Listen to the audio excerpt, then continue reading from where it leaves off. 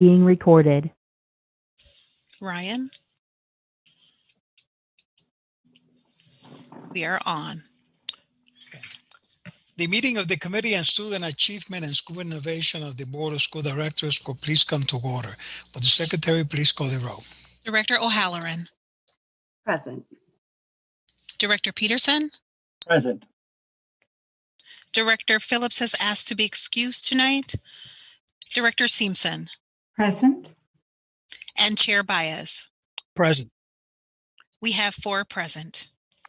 The Chair will now ask the Secretary to lead us in the recitation of the Pledge of Allegiance. Members, please make sure that your devices are muted to avoid digital interference. I pledge allegiance to the flag of the United States of America and to the republic for which it stands, one nation, under God, indivisible, with liberty and justice for all.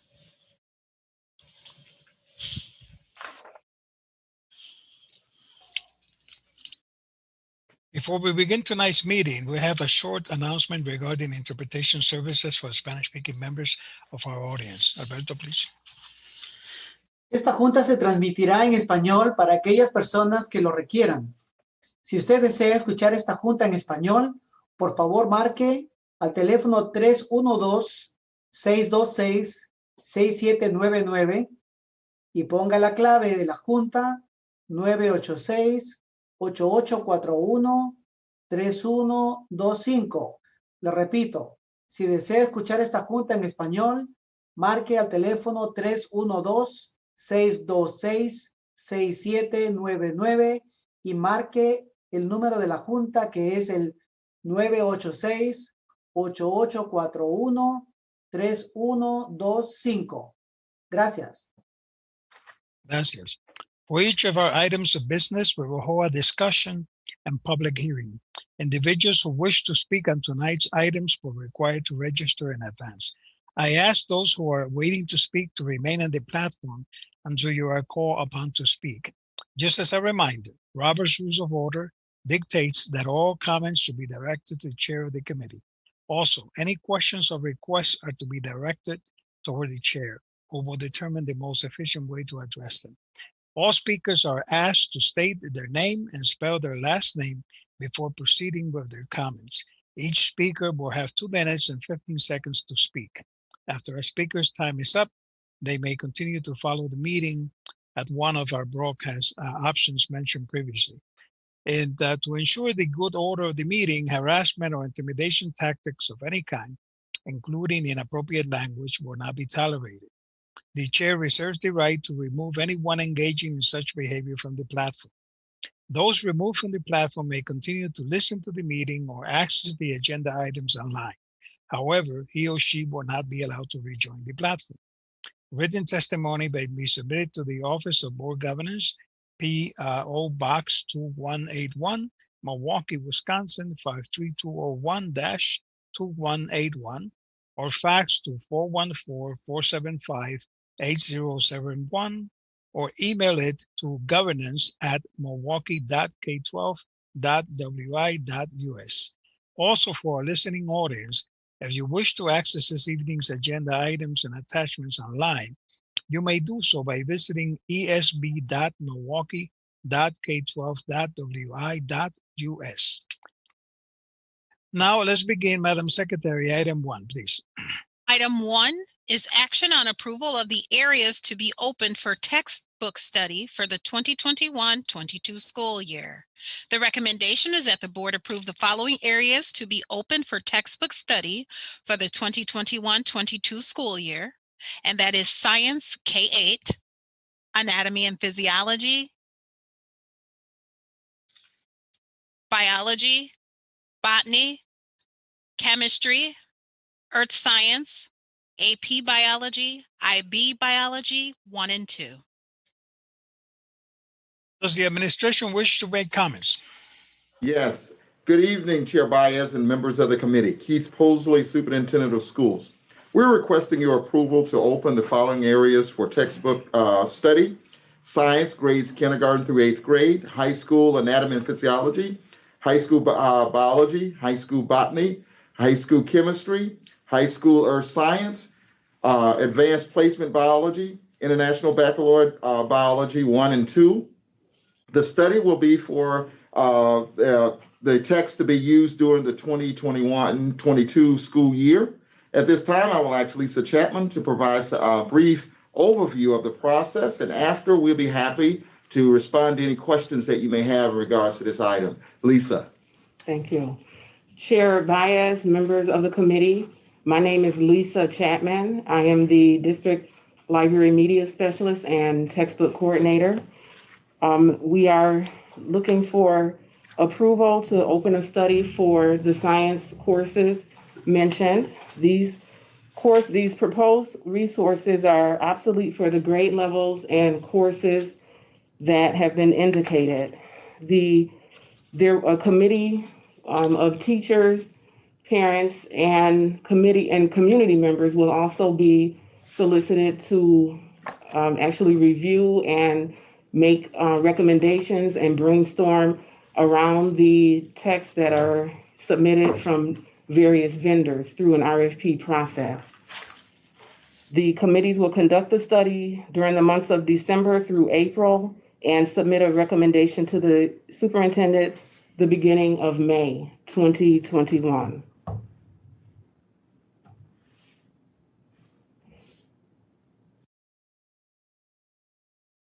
Any other comments by the administration? Rochelle Sandrin is also here. She's the science curriculum specialist. If you have any questions regarding content. Okay, do committee members wish to make comments or ask questions? It looks like you do have Director Simpson in the queue. And Director Peterson too, okay? Mhm. So Director Simpson, please. Thank you, Chair Baez. So just two questions. So the groups you named, I know in the information that we were sent, some groups were named that would be involved in reviewing the textbooks. Is there a specific list that we have? I know those were just sort of some examples. Is there a specific list of either individuals or groups that you have now, or is that in the works yet? Who will be, on these committees? Chair Baez, Vice Chair Simpson, members of the committee, Lisa Chapman, District Library Media Specialist. We will be working with the business department, the district advisory committee, to reach out to committees such community organizations such as the Urban League, La Causa, just to name a few, but it's still in the works. Director Simpson, follow up? Yeah, just one more question then. I know, there will be some training in terms of looking over the textbooks that people will need to follow some guidelines.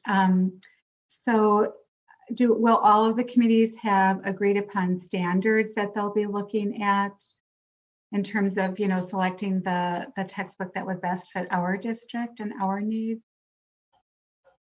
As Vice Chair Simpson and members of the committee, Rochelle Sandrin, Science Curriculum Specialist, we will be using a tool through an organization called Next Gen Time, which is aligned to help school districts adopt resources that are aligned to the next generation science standards and meet all of the requirements. And there is also professional development that the committees will receive on how to use that tool. Can I just ask one Yes, more? follow up, sorry. please. And so would those, so that would be specific to science, but, and so all of the committees would have access to that type of training or information to help guide that process? Chair Baez, Vice Chair Simpson, members of the committee, Rochelle Sandrin, Science Curriculum Specialist. It is my understanding that all content areas have similar resources. This one is specifically designed for the needs of science. Okay, thank you. Mr. Chair, Yes, please. please note that Director Woodward has joined the committee. Welcome, Director Woodward. Thank you. Director Peterson. Thank you. First of all, I want to thank in advance the teachers who will serve on that committee. I've served on several textbook adoption committees over the years, and it's a lot of work. It's very serious and important work. And I assume that not only we look at science standards, but representation within those textbooks to make sure that it's culturally appropriate. That is to say that it's goes beyond sometimes people's traditional stereotypes of scientists. I think it's particularly important in the youngest grade books. My only question to the administration is, I assume that with the recommendations that come in May, that hopefully we'll have a robust budget, and those recommendations would then be included in the administration's recommendations for the budget. Administration, any comment on Chair that? Baez and members of the committee, that is absolutely correct. We have forecasted out all of the textbooks that we need to get over the next 3 to 5 years, and it's all forecasted, and we will be setting aside the appropriate funding for each one of those calendar years. Director Peterson, any follow-up? Okay. Director O'Halloran. Thank you. So to Director Peterson's point, I was wondering what steps we can take to make sure that the textbooks are culturally relevant. Is that like part of the matrix that we, when we're making the selection and we, determine if they meet our requirements? Administration. Chair Baez, members of the committee, Rochelle Sandrin, Science Curriculum Specialist. Part of the work that we will be doing is looking at culturally responsive, not only content, but images and examples. And science is now taught through phenomena, which are designed to be something that students can connect with on a personal level. Director O'Halloran, follow-up. I see that we have a number of considerations that in alternative formats for audio, large print, braille, digital, accessible, web-based, etc. Do we also plan on purchasing Spanish language or any other language materials for our dual language programs? Is that part of the process as well? Administration. Chair Baez, Director Halloran, Lisa Chapman, District Library Media Specialist, and looking at,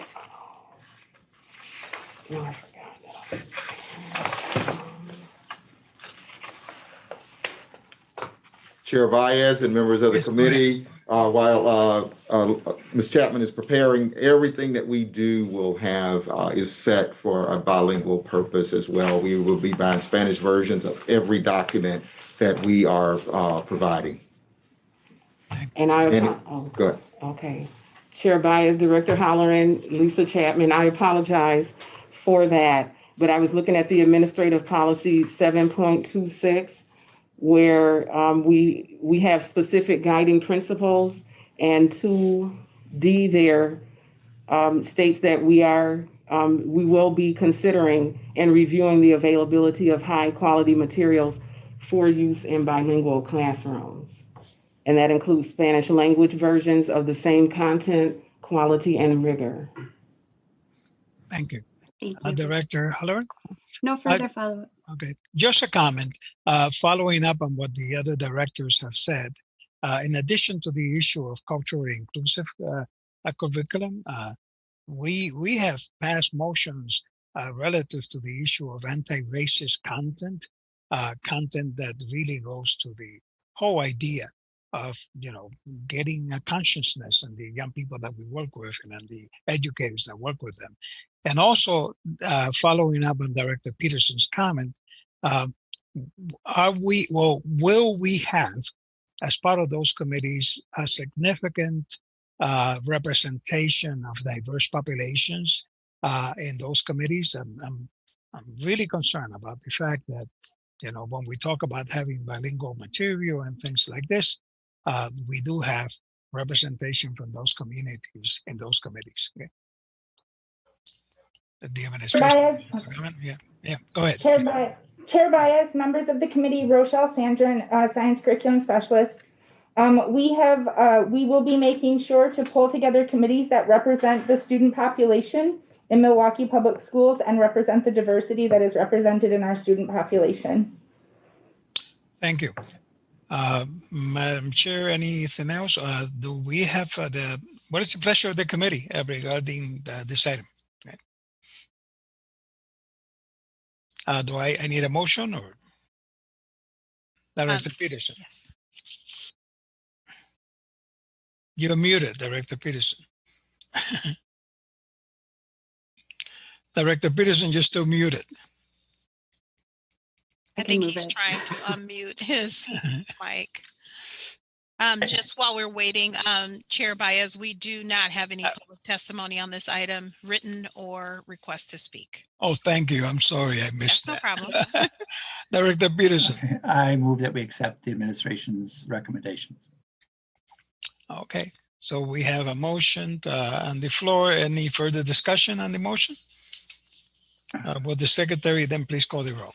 On Director Peterson's motion to approve the administration's recommendation to open areas for textbook study for the 2021-22 school year. Director O'Halloran. Aye. Director Peterson. Aye. Director Simpson. Aye. And Chair Baez. Aye. That's 4 ayes. The motion passes. Madam Secretary, next item, please. Item 2 is a report with possible action regarding the 53206 initiative. This is an informational item, and although it has been noticed for possible action, no action is required. Does the administration wish to make comments on this, please?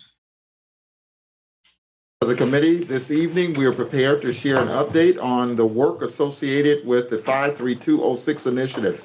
At this time, I will ask Mr. Maurice Turner to begin the presentation, and afterwards, we will be happy to answer any questions that you may have. Hello, Mr. Maurice. Turner. Hello. Good evening, Chair Baez and members of the Student Achievement and School Innovation Committee. My name is Maurice E. Turner, Instructional Leadership Director for the High School Region and co-lead for the 53206 initiative. I am accompanied this evening by members from the 53206 leadership team, Senior Director Janelle Hawkins of the Citywide Region, as well as Regional Superintendent of the Central Region, Dr. Coletta Nolan. We will be providing you with an update on the 53206 initiative.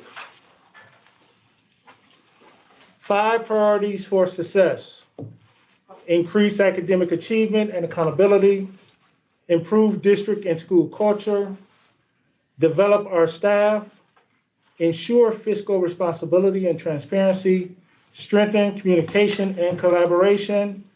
You will see that our 53206 initiative thread is throughout all 5 priorities for success. School leaders from the cohort schools meet and collaborate with each other monthly. Through collaboration together, they felt that the following tenets were the biggest levers to pull in order to move the initiative work forward for the 2020-2021 school year. The tenets are high quality instructional practices. Once again, we want to make sure that all 53206 cohort schools are supported in the delivery of quality instruction in every classroom, kindergarten through 12th grade, ensuring that educators are providing instruction that is rooted in best practice, is research-based, is equitable and inclusive of all learners, and culturally responsive, honoring the rich cultures that our children naturally bring to the table. Social emotional well-being. Once again, we have been able to add trauma support specialists that are employed in all 8 cohort schools, providing social emotional learning supports, providing trauma-informed care, as well as supporting schools in restorative practices for students, staff, and our families. Family engagement.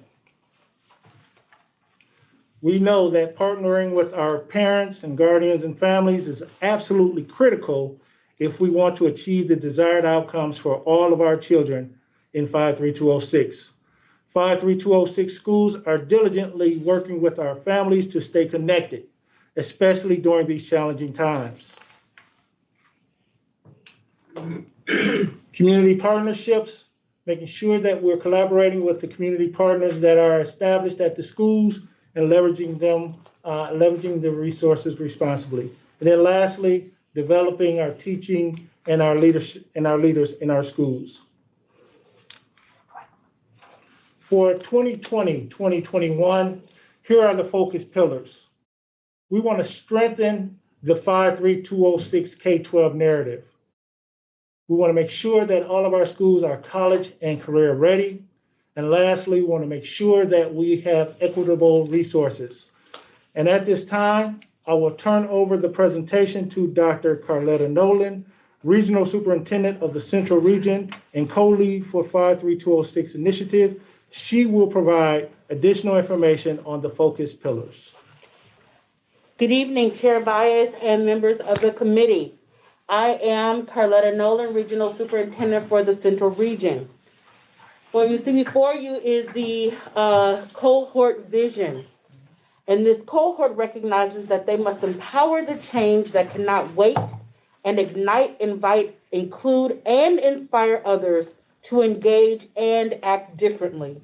We recognize that students, particularly those underserved by our current system, do not have time to wait, and thus it is important to the cohort that our schools are anchors of the community, co-creating new possibilities by including our students, parents, and community. We are thoroughly convinced that with academic rigor and high expectations, not only for our students, but for our leaders and staff as well, that we can unleash the limitless power for all of our students. All roads lead to north, building a strong student footprint from each of the elementary schools to the middle school to the high school. We believe that these NAF career tracks, as represented on the slide, will be infused in each of the elementary, middle, and high schools. The line of focus for each of these schools in the cohort, students will have an opportunity to experience a curriculum that is aligned to these tracks. Principals at the elementary school will select a career track for each of the grade bands represented in their schools. For instance, grade K through 2 students will have an emphasis on the health sciences. Their learning journeys, partnerships, curriculum will all be infused with aspects of this career track. Currently, in middle school, there is the Project Lead the Way program, where we have 150 7th and 8th graders already enrolled. They also have a robotics club. All of this leads up to the career tracks at North Division. We acknowledge that there's a need for cross-organizational collaboration and embrace our community partners and district departments in these lines of effort. And now I will turn it over to Ms. Janelle Hawkins. Good evening, Chair Baez, members of the committee. My name is Janelle Hawkins, Senior Director of the Citywide Region. The next focus pillar that you see before you is college and career readiness. Research states that career development involves a lifelong process that begins during early childhood. Knowing this, 53206 will ensure that a strong focus is geared towards college and career readiness. Schools will set rigorous academic and career intervention goals for all students, raising the bar so that every student is held to high learning standards, ensuring that they have the skills to compete in today's global knowledge-based economy. One of our goals is to ensure that we establish partnerships with local businesses, universities, and colleges who can aid in the career readiness agenda. Each partner will work in conjunction with each school to set yearly goals, field trips, offer mentorship opportunities, and ongoing support throughout the school year. 53206 will be proactive and intentional with our development to support the exploration of careers while building college expectations. Schools will provide activities and counseling strategies that are appropriate. There will be lessons on wants versus needs, learning styles, strengths, limitations, aspirations, personality types, goal setting, and job skills. In addition, career fairs will be held so that students can connect with professions and professionals regarding specific job requirements. The next pillar is our equitable resources. We are working to ensure that our schools in 53206 receive equitable resources. We know issues of race not only focus on that, but also focus on a multitude of other areas in our schools. We will prioritize the following list as our first item of business when planning for these equitable resources. Staffing priorities. We have met with human resources and started to craft a plan to ensure that our priorities in staffing are realized through multiple activities and practices within serving this cohort of schools. Specialized professional development for leaders and staff.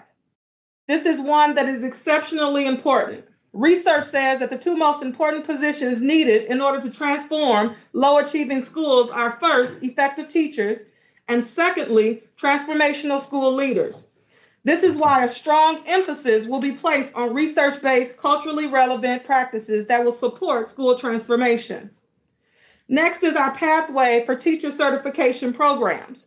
We will know and understand that filling vacancies in our hard-to-fill schools is and can be a challenge. Therefore, we have begun conversations with MPSU to create ways to hire, train, and certify staff that are currently in our 53206 schools who wish to remain and matriculate in an upward mobility in terms of positions. Lastly, flexible curriculum material modifications. We are using data to help support and drive the work that we do in 53206. We will work with leaders and school teams to review data that will help us determine what every child in 53206 needs. In order to be successful, when needs are far greater than what we can manage, we will be willing to pivot and make the necessary adjustments. At this time, I will turn it back to Dr. Nolan, who will address our metrics for progress toward success. Thank you, Dr. Huffman. Call that out. Director Baez and members of the committee, I would like to talk to you about our measurable outcomes. We believe that if we are successful in meeting these goals in the 53206, that we will have cracked the code and will lead not only this cohort, but the district in overcoming the lag that we see in our current academic achievement. Therefore, this cohort will improve the results of the Essentials of School Culture and Climate Survey, which is known as the ESCC. We will have 50% or greater response rate of staff and students and a score of 3 or higher in 3 of the 5 areas. This is a research-based survey that lets us know that if we get this 50% response rate and we have a 3 or higher in 3 of the 5 areas, that we will see significant improved academic achievement in our students. We also are going to close the gap between the district and 53206 cohort by 50% in each of the following: in our attendance, our spring PALs, the WSAS, which includes the ACT Aspire, ACT, and the Forward, and then the participation rates with Zello. And I'll turn it back over to Mr. Turner. Maurice Turner, Instructional Leadership Director for High Schools, co-lead for 53206. That concludes our update at this time. At this time, we will receive any questions that you have.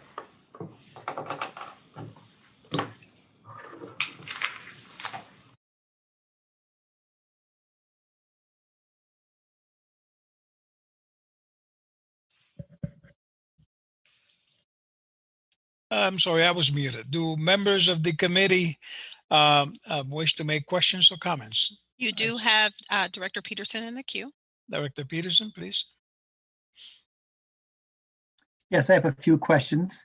And first of all, I would like to thank the people involved in this initiative. I think it's extremely important. And I do believe with the last comment that if we can crack, have success in 53206, we can have that spread throughout the district. I also appreciate some of the challenges that are being faced. And I guess I'd like to get just a baseline in terms of that, which is one of our concerns, of course, is having certified teachers in our schools in front of our students. And I was wondering if you could tell us by numbers or percent what we are looking at in terms of the challenges at this point within the 8 schools that we're talking about. Administration. Administration, please. Chair. Go ahead. Chair Bias, members of the committee, Carletta Nolan, Regional Superintendent for the Central Region. Currently, we have 14 vacancies in the 53206, including all of those schools. Chair Baez and members of the committee, also to let it be known that all of those vacancies now are currently covered because we're in a virtual mode. However, that is more to what's opening within the schools, those schools in that area, when we are back face to face. Director Peterson, any follow-up? Just an additional question. Just could someone tell me about the Zello assessment? I'm not familiar with that. Administration? So Zello is our college and career readiness, where students have an opportunity to go through different modules in terms of preparing them for college and career. Okay. Thank you. I'll just last thing to add that I know as a 5th grade teacher at Fratney, sometimes I got the students to go and visit UWM, and they love the library, of course, love the gymnasium, and just getting students on campus can be an inspiration in and of itself. And to the degree that we can do that with all our students in this project, that would be great. Thank you very much. Yeah. Other members of the board, Director Woodward had her hand up. Please unmute yourself. Director Woodward, you're muted. Yes, thank you very much. And I want to thank the regional superintendent and all the person, Ms. Nolan, and everyone that has worked diligent to bring forth this presentation. And you know that I am a person that is very impressed with any time it is improving students' ability to grow and develop and be all that they can be. I really want to thank you for all your work, and I just have one question about the universities. Locally, the universities, these universities are the ones just locally that we will be utilizing people to work with our students like UWM and MATC and all the ones that are here in Milwaukee. And I would like to know, when they work, would it not confine them to have to go to those schools that have been working with us? Because I think I saw some with the Promise situation where they go to MATC, but then they have to go on to UWM. But I just want to know, will it confine them to have to go to schools locally? Chair Baez. Yes, go ahead. Sorry. Chair Baez, members of the committee, our plan is to work with local universities. However, we are also tapping into our historically Black colleges. We are also tapping into colleges that our teachers have gone to. However, we can expose our young people to different universities and colleges throughout. Okay, thank you very much, because I found that some of the local have not been able to turn out certified African-American teachers. So I think we need to also look at other areas where our students might be interested in teaching and get the education they need. And thank you again for your presentation. Very good. I'm pleased. I'm happy. And thank you very much. Other members of the committee? Comments? Director O'Halloran. Thank you. I just want to make sure I understand the timeline. So for the last slide with the closing the gap by 50%. Is that, did we, what is the timeline on that? So is that like this year, or is that like a phased in approach? Administration.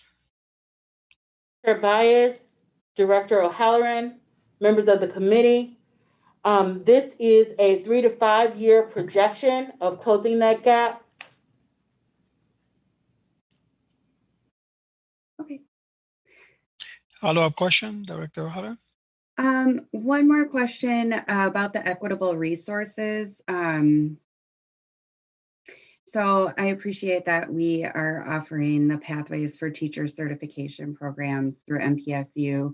Do we also do a review with equitable resources as it pertains to actually our previous discussion with textbooks and other non-personnel related, making sure that all of our schools are equipped equitably? Does that make sense? Chair Baez, members of the committee, yes, that is something that we do. We forecast and take a look at where we go with resources. We also have a district-wide textbook area where all of our books are located with a destiny system where we are able to look at what textbooks need to go where, and we deploy those textbooks wherever they need to go. It's a district-wide piece that we look at, and we all share the wealth throughout the district. However, we're asking that schools pick up their own and to recover, lost textbooks and things of this nature. But we are doing that with resources throughout. The principals in those schools meet on an ongoing basis so that they can sit down and look at some of the other instructional strategies and things that can be deployed. And one of the other moves is to make sure at some point that we get teachers in those buildings as well connected together and sitting down to do those same things. We do already have the SSTs where they can, they have their meetings where they can connect, but we want to make sure that the entire school community is doing those kinds of things as well. Thank you, Administration. Any other comments? Director Simpson, may I pass the gavel? You certainly may. Go ahead, President Baez. Okay, thank you. Well, as you well know, that I have made statements regarding our initiatives in 5206 before, and I still have a concern about a couple of things, and I wanted to share them with you. One is the issue that we passed a number of resolutions and motions relative to discipline issues and behavioral issues, and it seems like in the presentation of your plan, there's not a lot that we can see regarding that particular issue.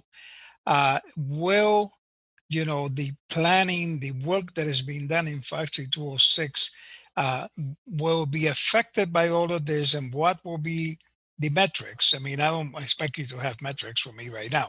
I'm saying, will there be metrics? Because you mentioned, for example, Dr. Nolan mentioned that we're talking about around a 5-year cycle of work. Well, as a board, shouldn't we be aware of the annual progress that is being made on each one of these initiatives, at least in a preliminary way, so that we have a sense of where we're heading and what we need to do? I would hope that that will be the case, because there has to be some kind of base data that you followed, and that base data, you can certainly look at how you have progressed in those metrics in year 1, year 2, year 3, year 4, year 5, so that there is a reporting that looks at that. So I would like you to comment on that. And then my second question is that when I look at your focus pillars for 20 and 21, I notice that you have 3 items, and that's good. But I was also wondering if we are going to really make a major difference in this particular area. How will you address the possibility of a 4th pillar in there that has to do with community partnering? I have raised before the issue that any substantial work to transform 53206 needs to include partners in a significant way, and we need to have metrics for the work that those partners contribute. And I have raised the issue before that the city has to be one of those partners. We have to reach out to the city and we have to measure the extent to which they help us, because it's an area that has been suffering for many years the consequences of city and county determined segregation. There was intentional segregation in those areas. There is an obligation for the city and others, particularly, I mean, the city and the county, but particularly the city, in sort of like helping address the community partnership issue here. And I know that we also need to have some partners in the area of housing, and I have raised this with Dr. Posley, that if there's the opportunity to do something with organizations that address issues of housing, that we look at how we collaborate with those organizations and partner with them, because not only more housing and better housing for people in that area, but the issue of evictions, the issue of having access to resources to pay rent, the issue of making sure that there is a significant representation in our work of people who own homes, and then people who have rents, who rent. Those are matters that are qualitative in nature and support the idea of this plan. So I would like the administration to speak to those two items, but particularly the second item concerns me, because if we have three pillars, why not four? Okay, that has to do with community partnerships and all of that. And so I just want to throw this out there for your consideration.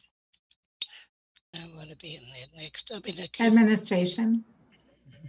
Chair Simpson, members of the board, thank you for your comments. One of the things that we are looking at is this whole thing around when we set and forecasted out percentages. We are looking at the previous year's data as baseline data of where we started.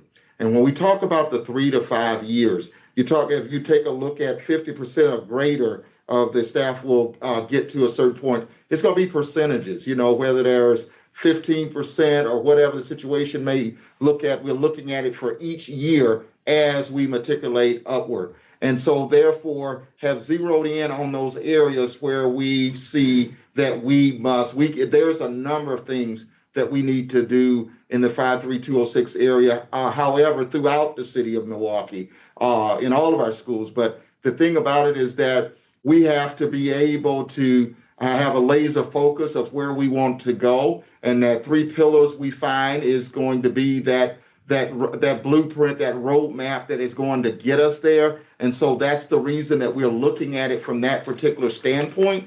We will be the first to say that we know that this whole thing around discipline is an issue all over this district, not just the 53206 area. And so what we're doing is with that particular piece, we have through the Office of Civil Rights, our OCR resolution, we are looking at this for all 158 of our schools throughout the district. And so we will be providing those percentages as well, in an upcoming board meeting of what we're going to do around all schools. And that will be the same thing that we will follow in the 53206. When it comes to this whole thing around housing, you're exactly spot on with that particular piece. And thanks for the feedback and the leads that you passed along to me today, and as well. But we are also working with the city as well as the county on how do we go about being able to find families homes in those particular areas. And that's one of the things we provided resources to work with the community in that area to bring families together, because we got to make strong neighborhoods as well. So we're doing the work around that particular piece, and we're looking for any opportunity and anyone that can point us in directions of individuals that we can partner with. There's a number of great partnerships that are happening in those schools. It's amazing the number of partnerships that are there, and we are doing everything we can to make those partnerships blossom so that they can take stock in that neighborhood as well, and because they have already found favor in the schools as well as the children, so that we could ask them to even do more. But I'll be the first to say that it's going to take a city, a state, and everyone wrapping their arms around this community and those schools in that community to move in that direction. And what we have tried to lay out is a blueprint of where we need to go. Is there some shortcomings? Absolutely. We are looking to go back to the tables, resharpen the pencil, and go back at it again. Dr. Nolan? So I'd also like to add, Chair Bias and members of the committee, I'd also like to add that as you brought out the community partners, we'd like to believe that our community partners are infused in everything that we do. So even in our vision that we talk about making sure that we are anchored in the community and that our community partners create the possibilities for us with our students. In addition to that, we also talked about the cross-organizational collaboration, and that includes the city. It includes our district offices getting together, making sure that we understand that we cannot do this work alone, and that the heavy lifting comes from all of us lifting up this community and these schools. Follow up? Chair Bias. Sure, I appreciate that very much. Thank you for that, those observations that you have made.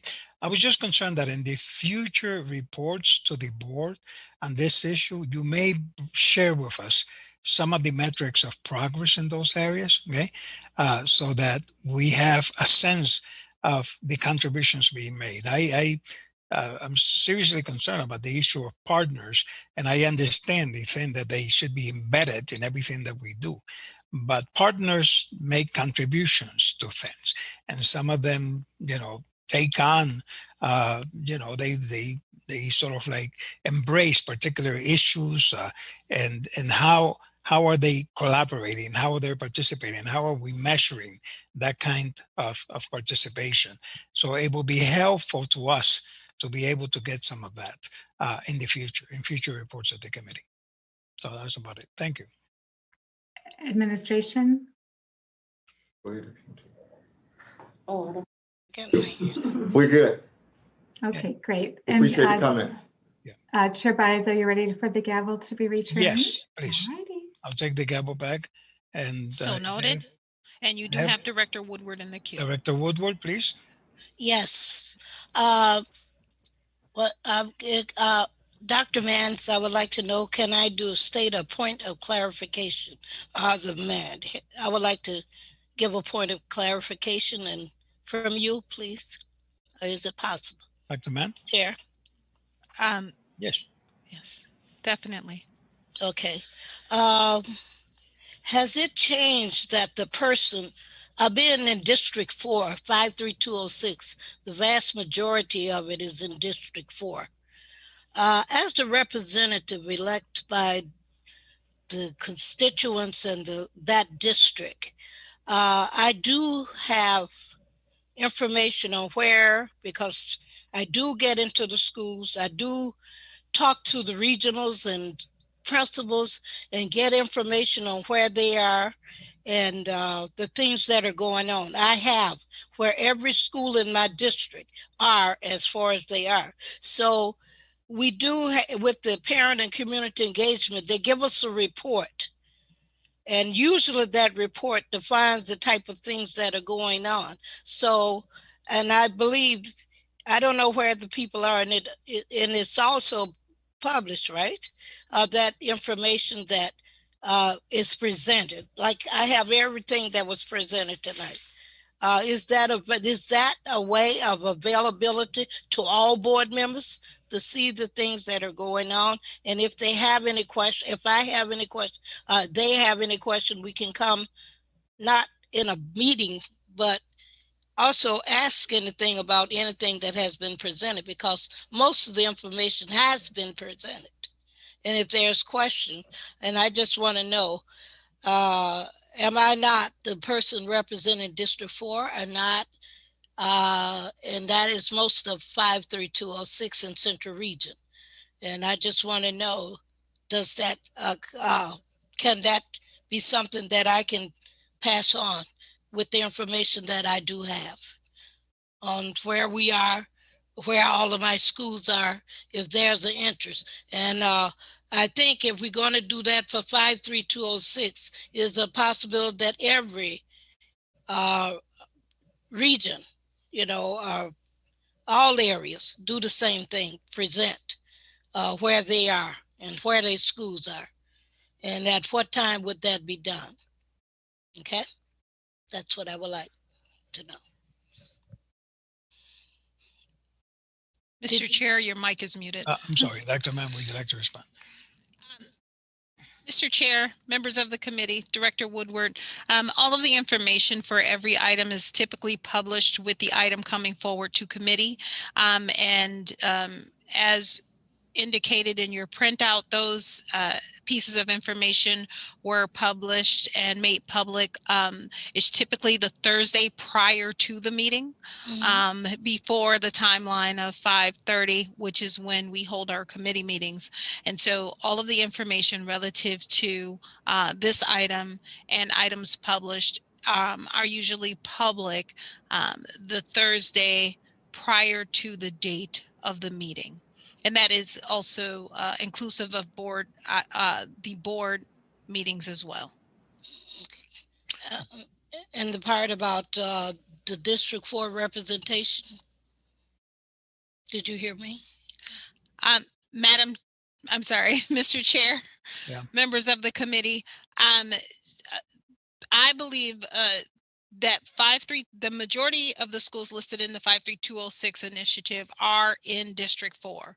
And Director Woodward, as you stated, you are the representative of District 4, but I believe that there are a few schools in that initiative that may not be in 53206, but the administration can certainly provide a list if that would help. Thank you. Administration, do you have any comment? Chair Bias and members of the committee, we will be more than happy to provide a list prior to the full board, to the all board members. Thank you. Anybody else on the board has a comment to make? Do we have any public comment on this issue? Yeah, I had a follow-up. Oh, you have a follow-up? Yes, yes, please. I do. Yes.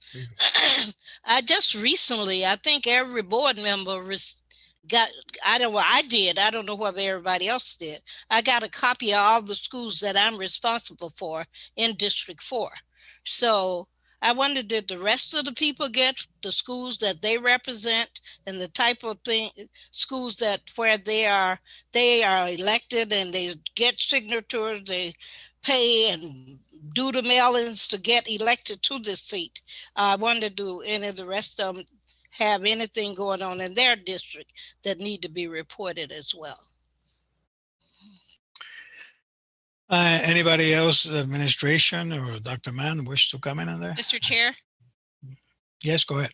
Members of the committee, yes, that information was sent out to each board member. Thank you. Well, and public comment on this issue? Mr. Chair, we have no request to speak on this item or any written testimony. Okay, since this is an informational item, Madam Secretary, why don't we then look at the next item? And thank you, administration, for your presentation. Okay. The next item is item number 3, which is a report with possible action on the MPS Montessori Strategic Plan. This is an informational item, and although it has been noticed for possible action, no action is required. Does the administration wish to make comments?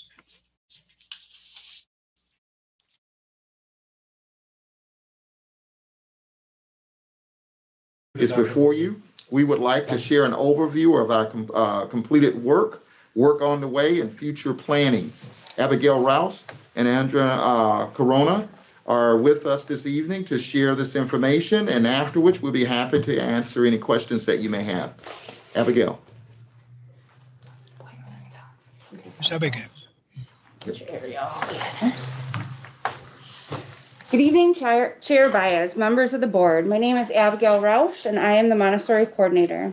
I am here this evening virtually with Andrea Corona, principal of McDowell Montessori School and Montessori Advisory Committee Executive Committee member, to provide the quarterly update on the Montessori strategic plan. We want to begin this presentation by sharing how the Montessori strategic plan embodies the district's 5 priorities for success, especially increase academic achievement and accountability, develop our staff, and strengthen communication and collaboration. The ambitious Instruction Plan 3.0 is the instructional framework for all schools and classrooms in MPS. We fulfill this expectation through utilizing the Montessori method, which is based on the philosophy that children reach their fullest potential through multi-age interactions in an inquisitive, cooperative, and engaging atmosphere through self-directed activity and hands-on learning using unique materials. In addition, the 10 elements outlined in the district's academic standard of care are embedded in the Montessori philosophy. Tonight, we wanted to update the board on the progress of the Montessori strategic plan. As for the work that is already completed, a Montessori reopening team was developed to address the specific needs of the Montessori programs. We will detail this work on the next slide. Professional development and support on the Montessori reopening plan was presented to schools. With MPSU, Montessori's secondary certification application process was completed. Courses began virtually on October 4th. The dual language Montessori specific report cards have been updated in collaboration with the Department of the Bilingual Multicultural Education and the Department of Research Assessment and Data. After utilizing the new report card for 1 year, adjustments in connection to the language of instruction were needed. The changes have been made and professional development for the staff at Riley has occurred. Weeks 7 through 12 curriculum guides were developed to support schools during this time of virtual instruction. And the first Montessori Advisory Committee meeting for the year was held virtually on October 5th. Work that is currently occurring during the month of October includes Montessori SSTs meeting virtually bi-weekly to support one another. Monthly Montessori principal meetings have continued virtually. This has allowed for supportive administrators as well as communication and collaboration among the MPS Montessori community. One-on-one teacher support for Montessori virtual instruction is being provided as requested. We are continuing to provide onboarding information at the new educator institutes that continue monthly as new teaching staff are hired. And the setup of the MPSU Montessori classroom at Grant Gordon Learning Center is being finalized. As we have 2 Montessori organizations, the American Montessori Society and the Association Montessori International, sharing the same space, and they have 2 differing standards and requirements. And work is continuing on the coordination and development of the 6-week curriculum guides for the weeks 13 through 18.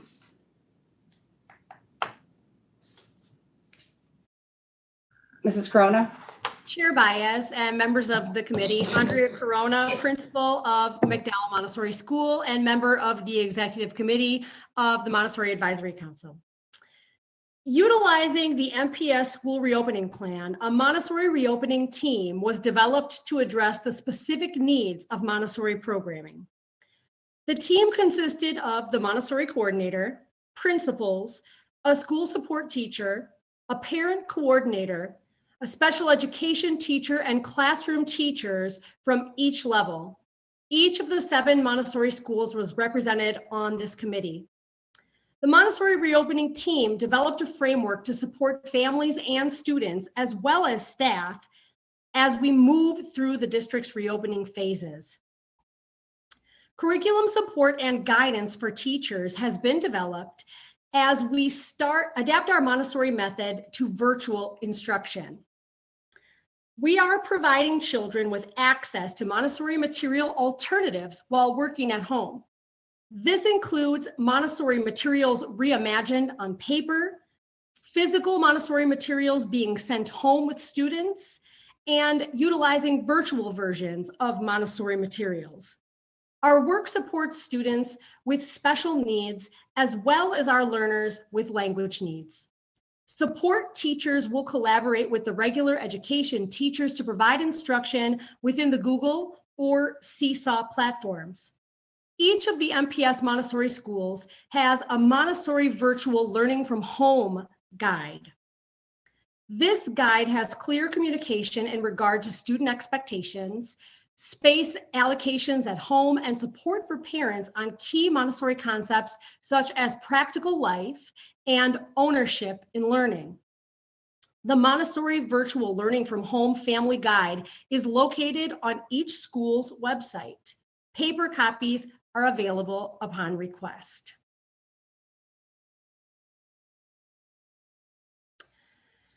And next, I'll be speaking about the Montessori teacher pathways. Autumn courses for MPSU, Montessori has moved online. All of our adult learners have been able to participate successfully. Currently, we have 47 MPS employees participating in Montessori certification, either through MPSU or by utilizing scholarship monies to take Montessori courses that are not offered at MPSU, such as the Montessori Administrator certification. The newest Montessori certification being offered at MPSU is a secondary certification. This certification program is for teachers of grades 7 through 12 and takes 18 months to complete. Montessori secondary certification began on October 4th, and that is being provided through MPSU by CM STEP, Cincinnati Montessori Secondary Teacher Education Program. The district allocated $200,000 to bring secondary training to employees of Milwaukee Public Schools. After conducting research on the available programs, CM STEP was determined to best fit our needs.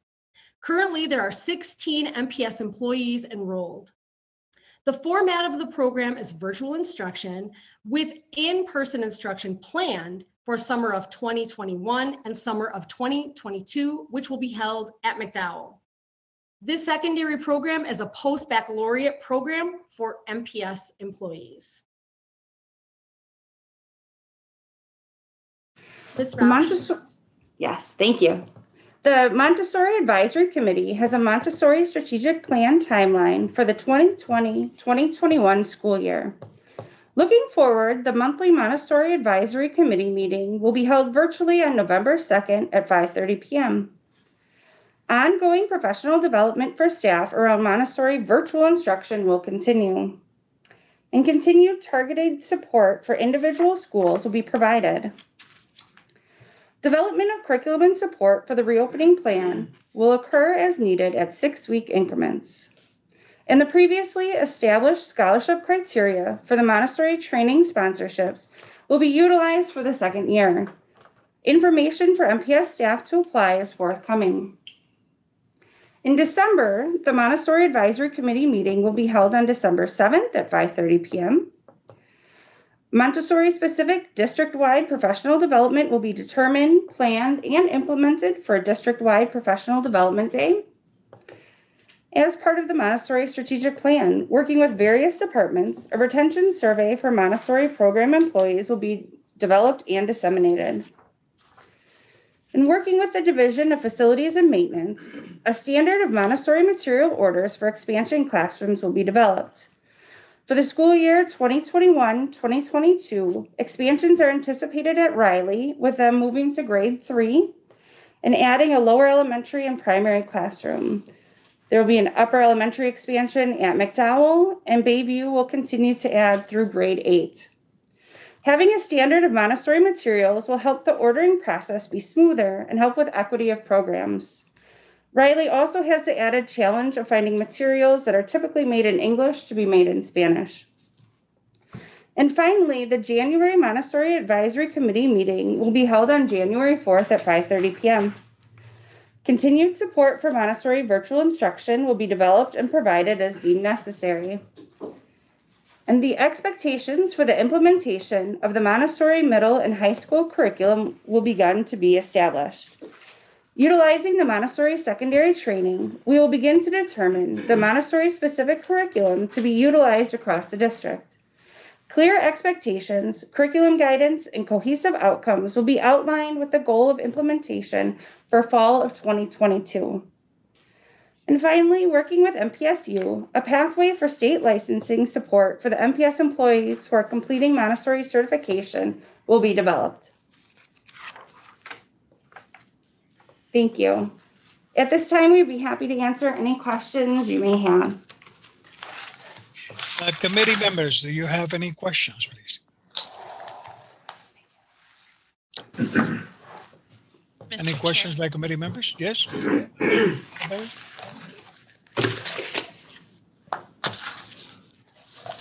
Director O'Halloran. Yes. Thank you, Chair Baez. So for the employees who are enrolled through the MPSU, you had 47 and then 16. So is it 47 plus 16 or is it 47 total, of which 16 are in that post-bac? Chair Baez, members of the committee, Abigail Rausch, Montessori coordinator, it's 47 total, including the 16 taking secondary training. Okay. Director O'Halloran, follow up.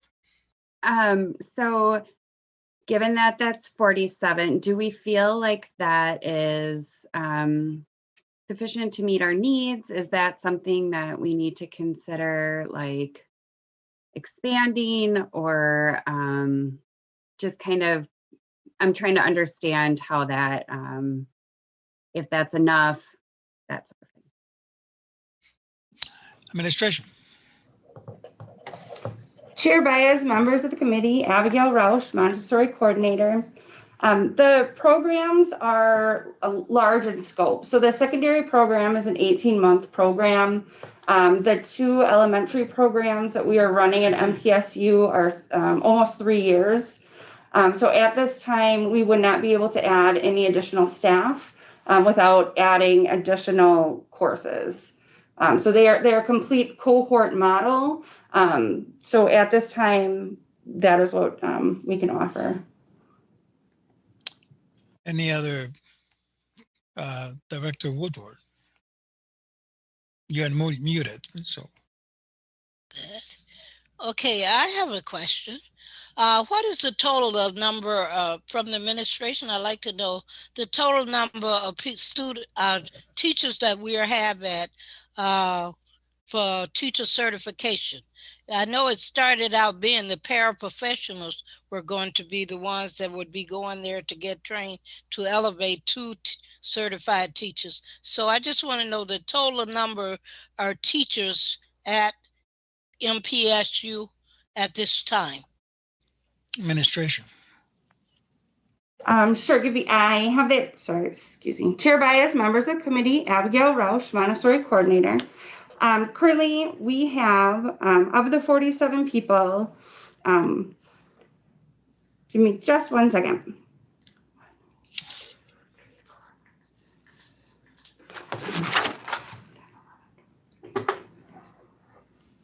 Chair Baez and members of the committee, until she gets ready, we have a split between like 3 different locations, UW River Falls, Cincinnati, as well as the program at Verno, I think it is. So Abigail, as well as MPSU. So Abigail, I think she's ready with the numbers.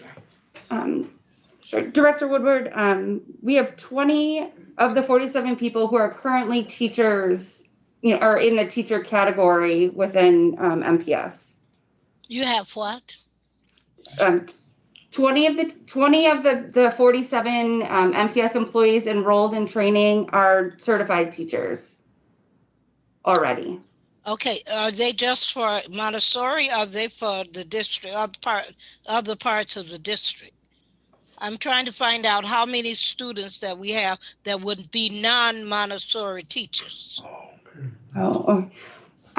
Chair Baez, members of the committee, I'm sorry, I misunderstood the question. All of the people enrolled, all 47, are specifically for being trained to be Montessori teachers. Oh, so they're non to be trained to go any of the other schools that are not Montessori. Chair Baez and members of the committee, we do have those cohorts in MPSU. We also have one that is we just got to talk about a startup in 53206. So all of the, there's a number of different pathways, pipelines for teacher preparation and teacher certification. And we will be more than happy to get to you prior to the full board, the exact numbers that we have in all of the programs, because we do have those numbers and that we can get to you and get to the board. A follow-up, Director Hoover? No. Okay, thank you. Anybody else? Director Simpson.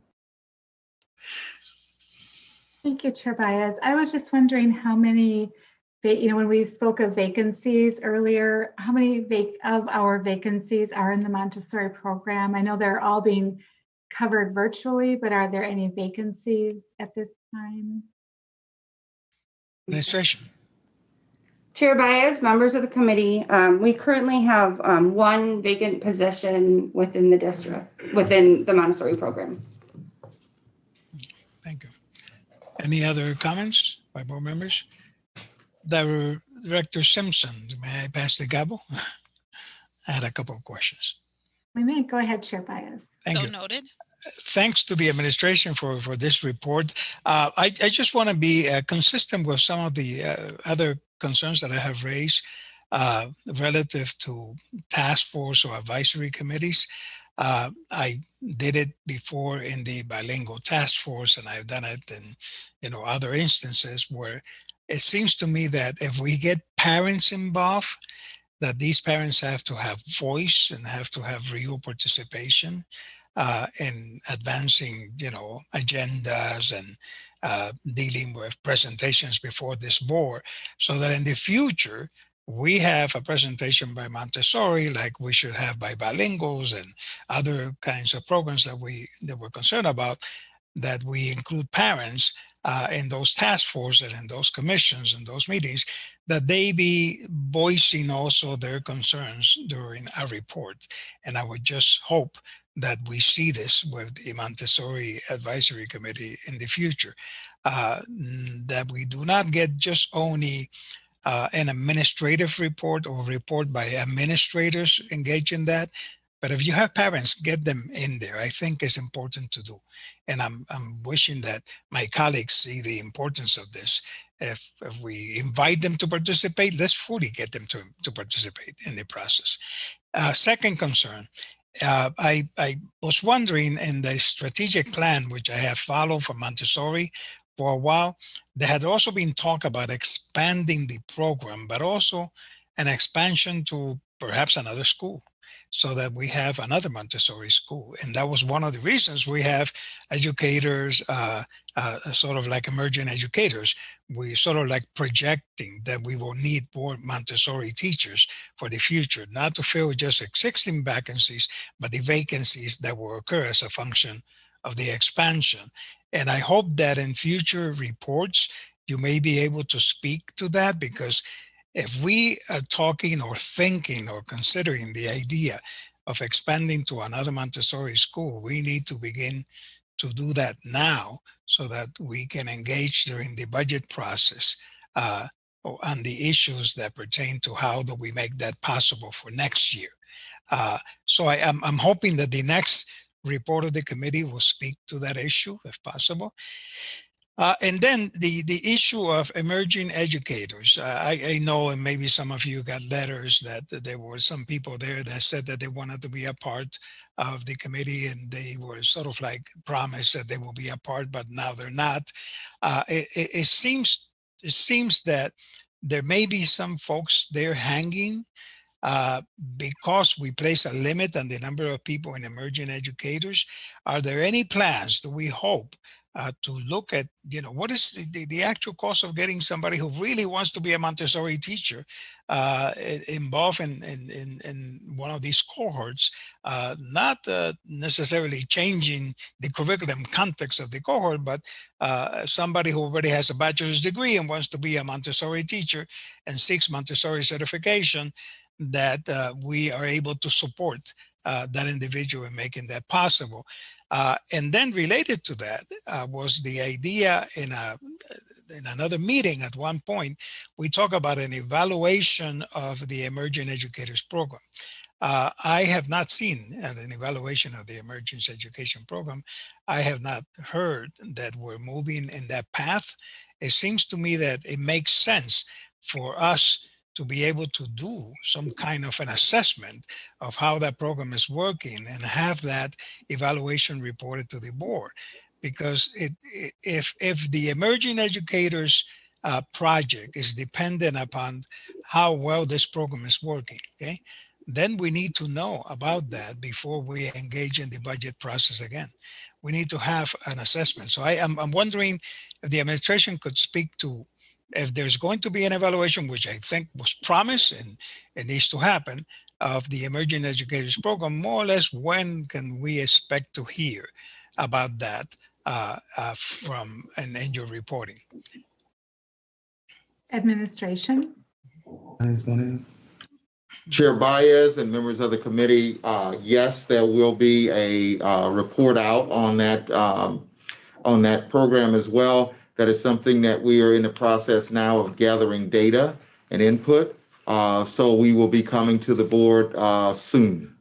I don't want to quote a date tonight because due to the pandemic, we have kind of dropped behind when it comes to some of those kinds of things. And then we have another follow-up with this particular piece with the Milwaukee Teacher Educational Association as well.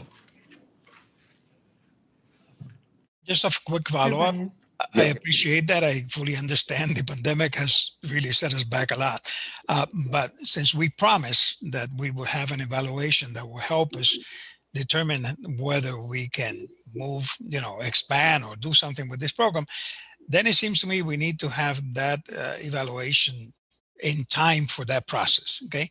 So I don't know, maybe December or January or something along the lines of, it doesn't have to be a very extensive evaluation, but something that gives us data that we can use for the purposes of a potential expansion to another school or the program itself, and how do we address the issue of expanding the program, the costs associated with that,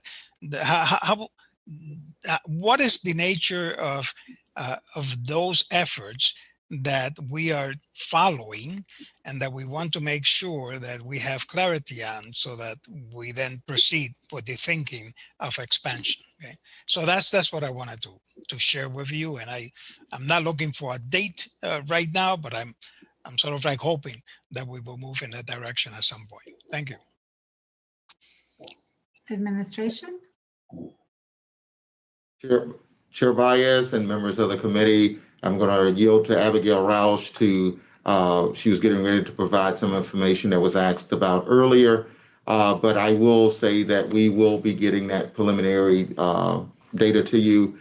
So noted, we have taken in all of the things they had to say in regard to that, and we'll be returning something very soon and trying to stick to that December, January window that we just talked about. Thank you. Abigail, what's this? Let me ask this question. Chair Baez, members of the committee, in regards to discussing an expansion, we are on track with the plan to begin those discussions per the strategic plan timeline. So thank you for bringing that again forward. But we will continue to follow the timeline that's been laid out in the plan. Thank you. Director Simpson, do I get the gavel back? You may have the gavel back. Thank you. Yes, Director Woodward is on the, go ahead, Director Woodward, please. Unmute myself. I have a question that I like to ask about, do you have a number that you intend on expanding Montessori? Is that to all the schools in the district, or how far are you planning on? How many, do you have a goal of how many Montessori schools you want in the district? Because each time you're adding and adding, and so I'm just wondering how many schools will you looking forward to obtain, or will a whole district become Montessori? Administration, please. Chair Baez and members of the committee, we have a robust plan for the Montessori plan, and it's outlined exactly, and I think the next year that we will be doing a new school is 2023, and it earmarks what will, each year, what will happen. So, but we will be more than happy to go through that plan and pull that out and get that to you prior to the full board. So are we moving toward being a Montessori, period? That's what I meant. That's the question. Chair Baez and members of the committee, we will be following that strategic plan, but the answer is no, that we're not moving to a full Montessori school district. Okay, thank you. Yeah. Okay, are there any testimonies on this particular item, Madam Secretary? Yes, Mr. Chair, we do have one individual who has registered to speak on this item, and we have no written testimony. So if you would like, we can go to the speaker. Yes, I don't think there will be an objection. Go ahead, please. Okay. The speaker on the platform is Sakuri Fears. Please state your name and spell your last name for the record.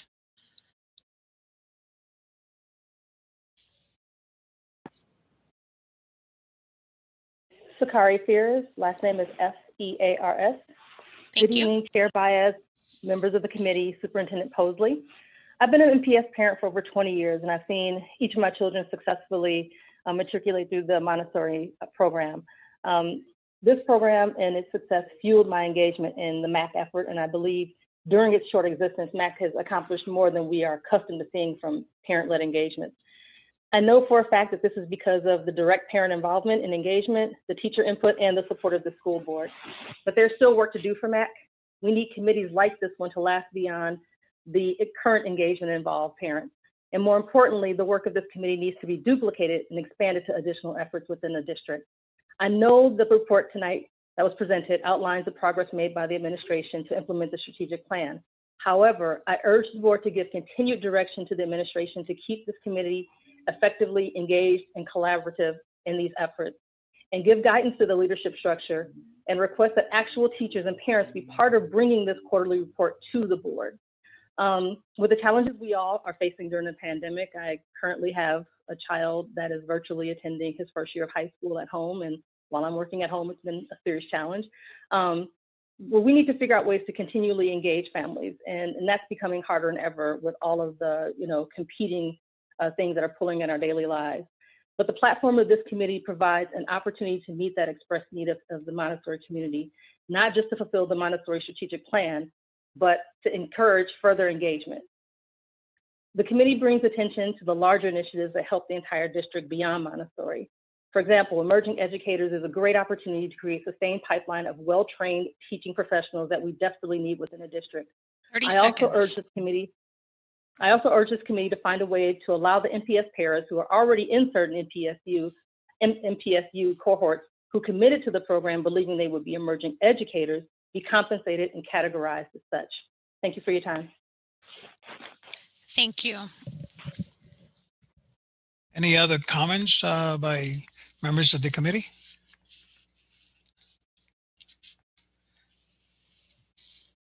I see no hands up, Mr. Chair. Okay.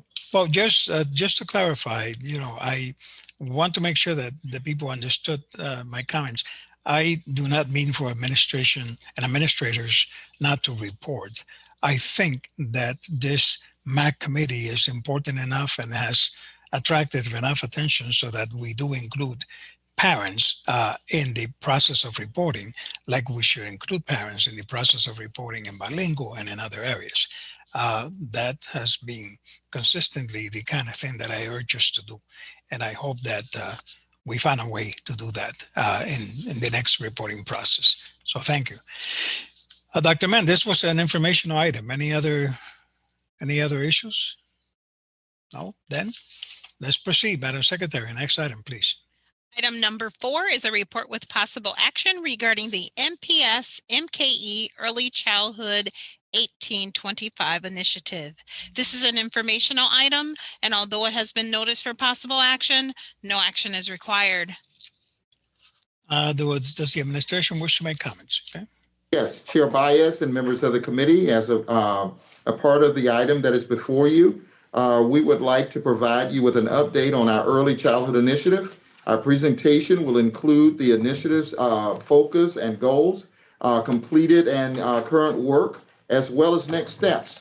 Without further delay, I would ask Joanne DeWilliams to begin the presentation, and after which We will be more than happy to answer any questions that you may have in regards to this item. Joandy? Thank you, Dr. Posley. Good evening, Chair Bias and members of the committee. My name is Joandy Williams, and I am the manager of early childhood learning for Milwaukee Public Schools.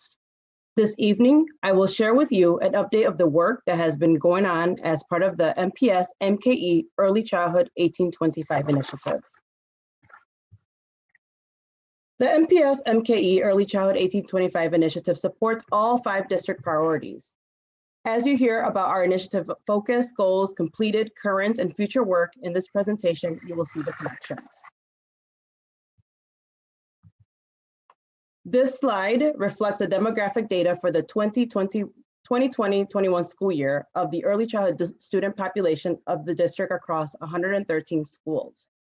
Diversity is our greatest strength, with enrollment representation of African American, Hispanic, American Indian, Asian, white, and other ethnicity groups.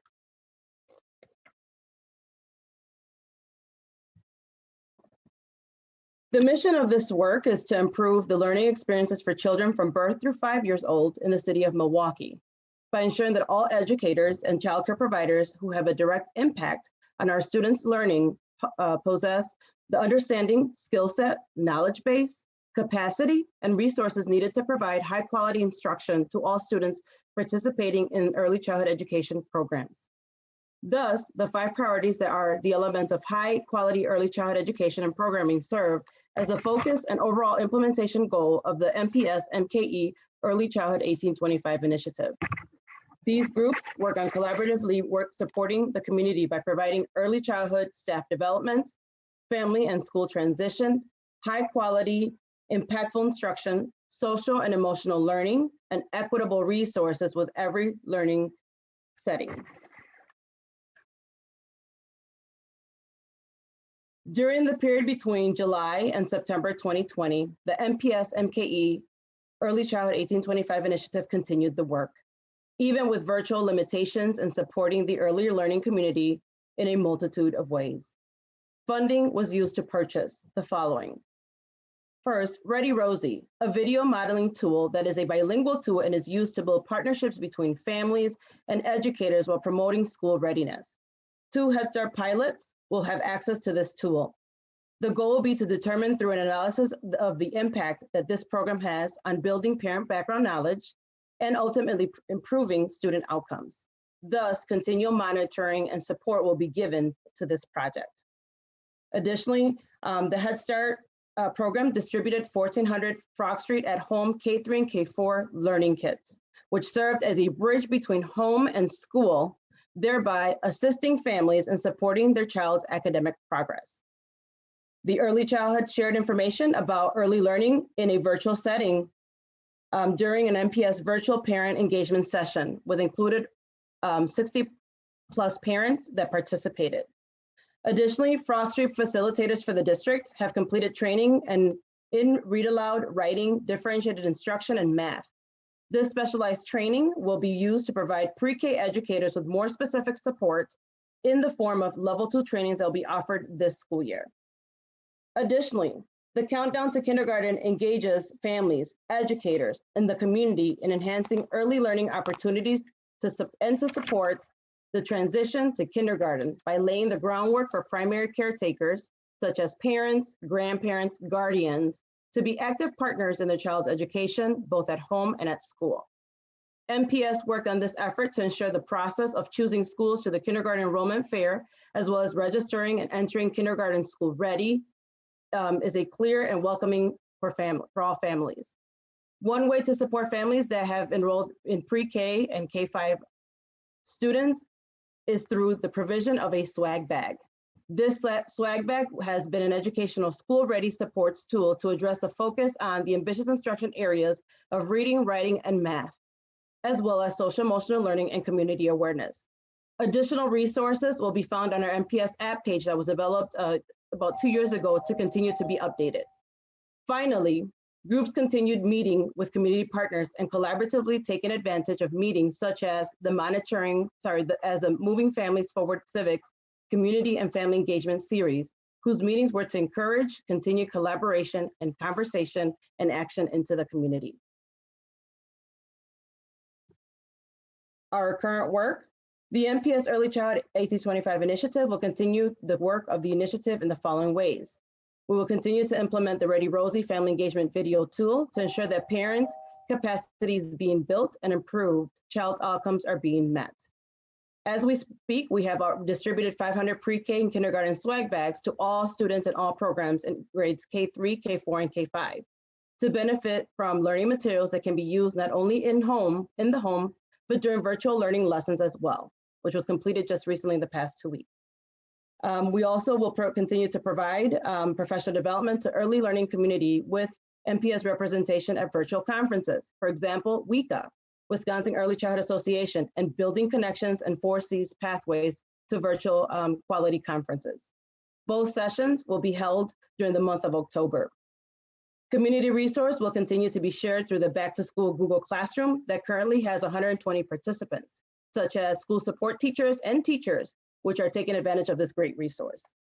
And finally, our MPS MKE initiative will continue working with partners and collaborating on how to better support the community during this time.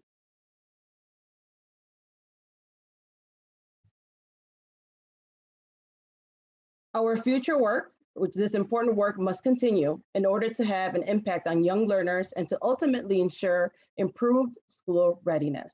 Thus, the MPS MKE 1825 Early Child Initiative plans to work on the following.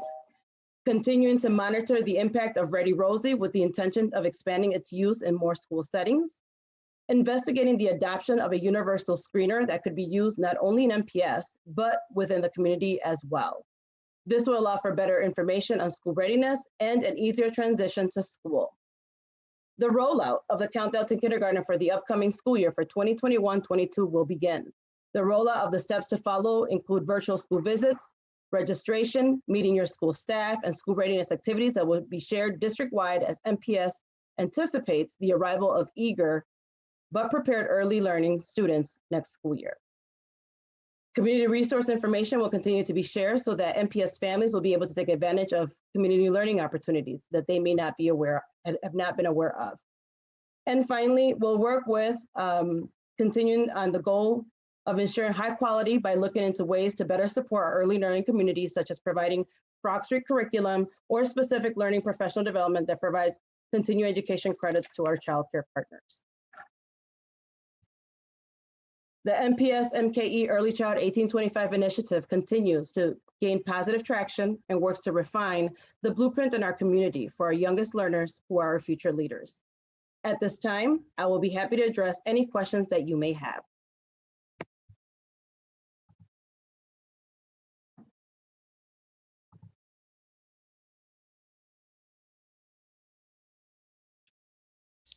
Mr. Chair, your mic is muted and you do have Director Peterson in the queue. Okay, I am so sorry. I keep on forgetting about that. Director Peterson, please.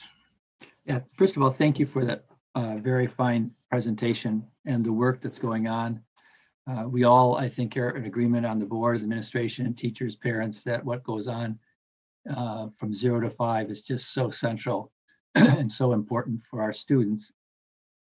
And I have to say that one of my disappointments during our budget deliberations was it last year? No, just a couple months ago. Seems like an eternity ago. Was when we ended up cutting some of the funding that had been targeted for early childhood from the referendum, and it was for very reasonable purposes. You know, there's lots of pushes and pulls, but I would hope that in our next budget deliberations, we do come back to some of the original promises for helping and expand early childhood opportunities here in the Milwaukee Public Schools.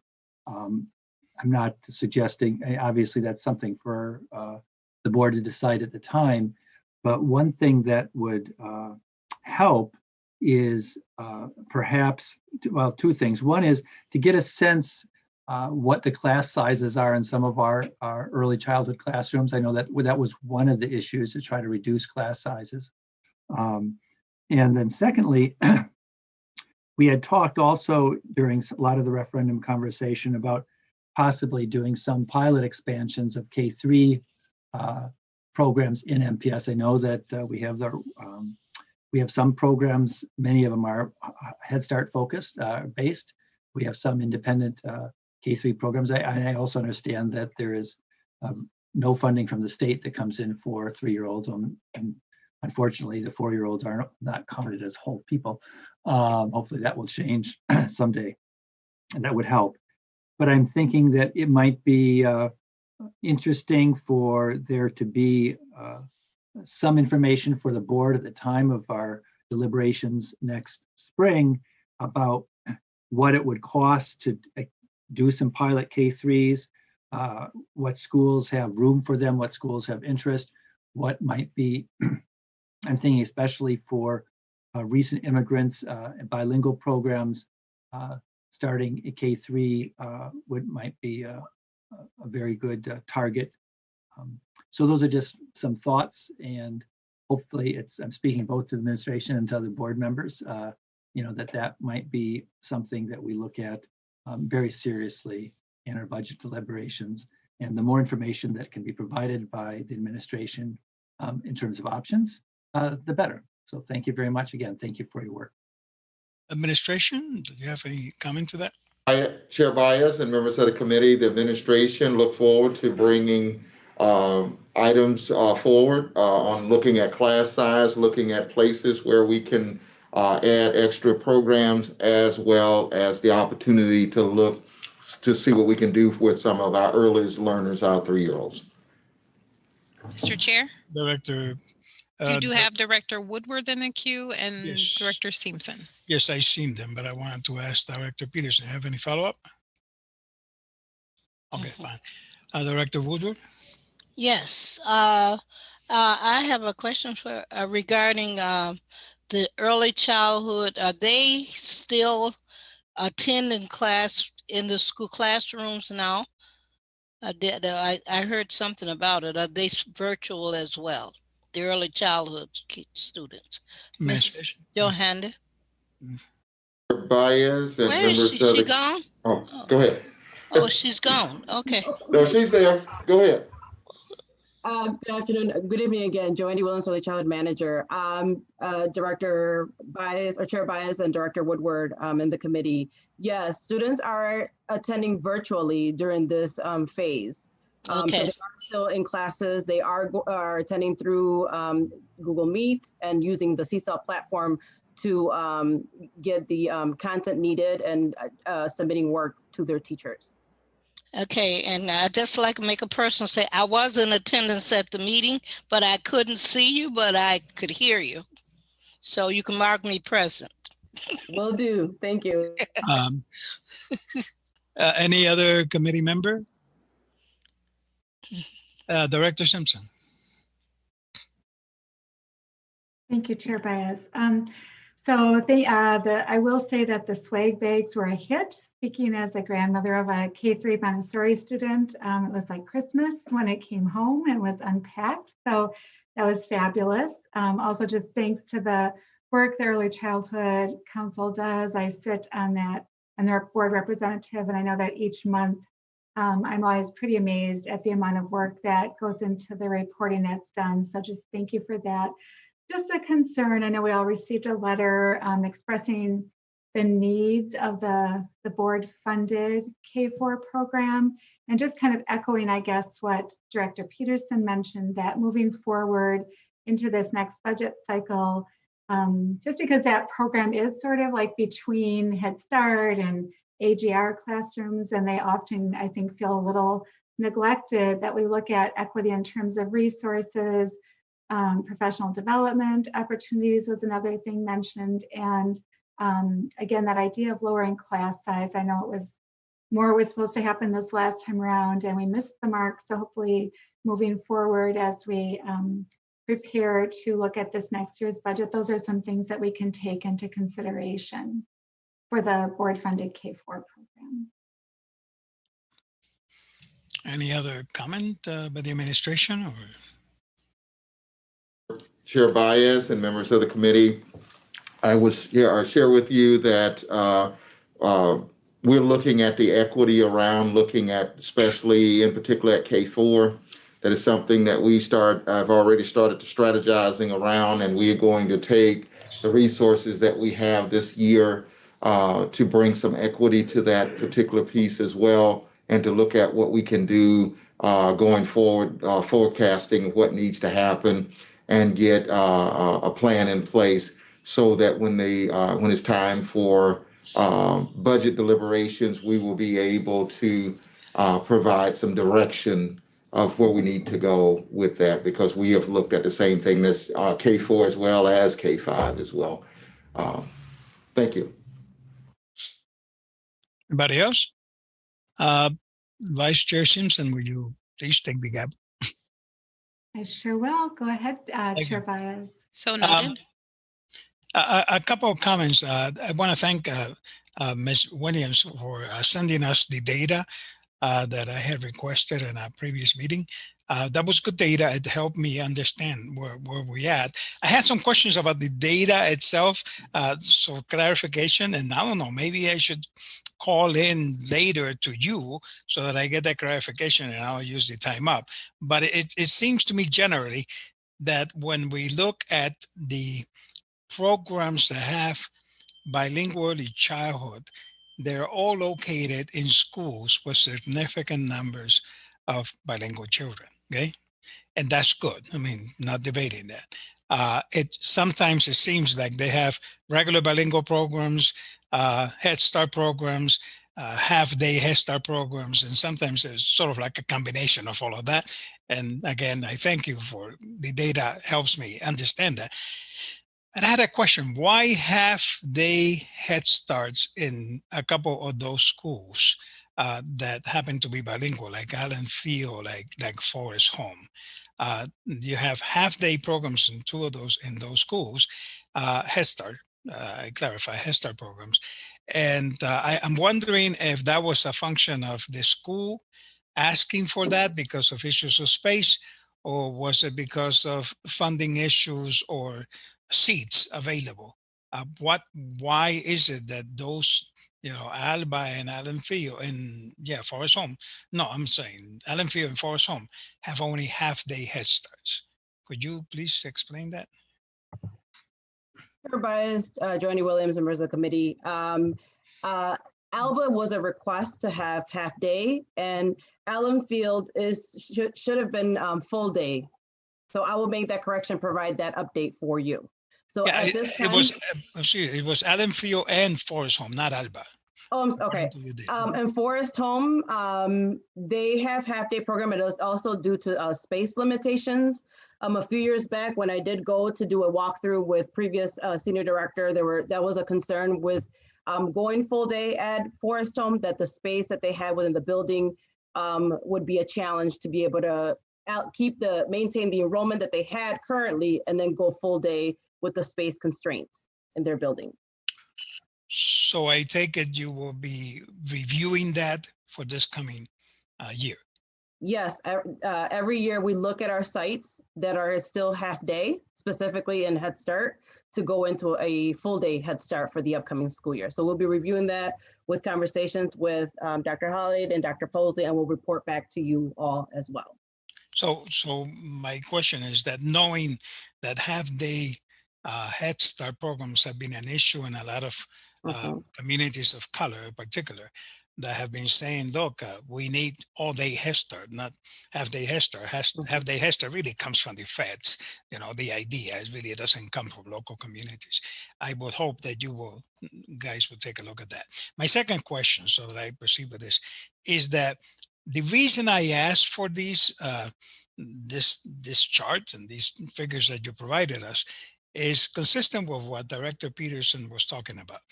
We have a board policy in Resolution 214 that says that we need to move towards bilingualism. Okay, if we are going to do that, okay, that was passed in 214, then it seems logical from the research done by Head Start itself and the research done by a ton of academics all over the country, that you begin very early with these children. and that when you establish early childhood programs, particularly in Head Start, okay, and early childhood programs in some of these schools that are 4-year-olds, classrooms supported by the school budget, that you begin that process of developing the bilinguality of children. So in those schools that are already bilingual, I'm assuming that the majority of those kids are English language learners, okay? They have to be there, they have to start a sort of like a bilingual program there and a dual language program, mostly because you have kids that don't speak English, okay? And that has to be there. But if we do not begin the process of including at least world languages, okay, into early childhood programs that begin to open up an appetite for language learning in these babies, okay, since very early, we are remiss. We will be denying what the data is talking about. We will be denying what the world is doing, okay?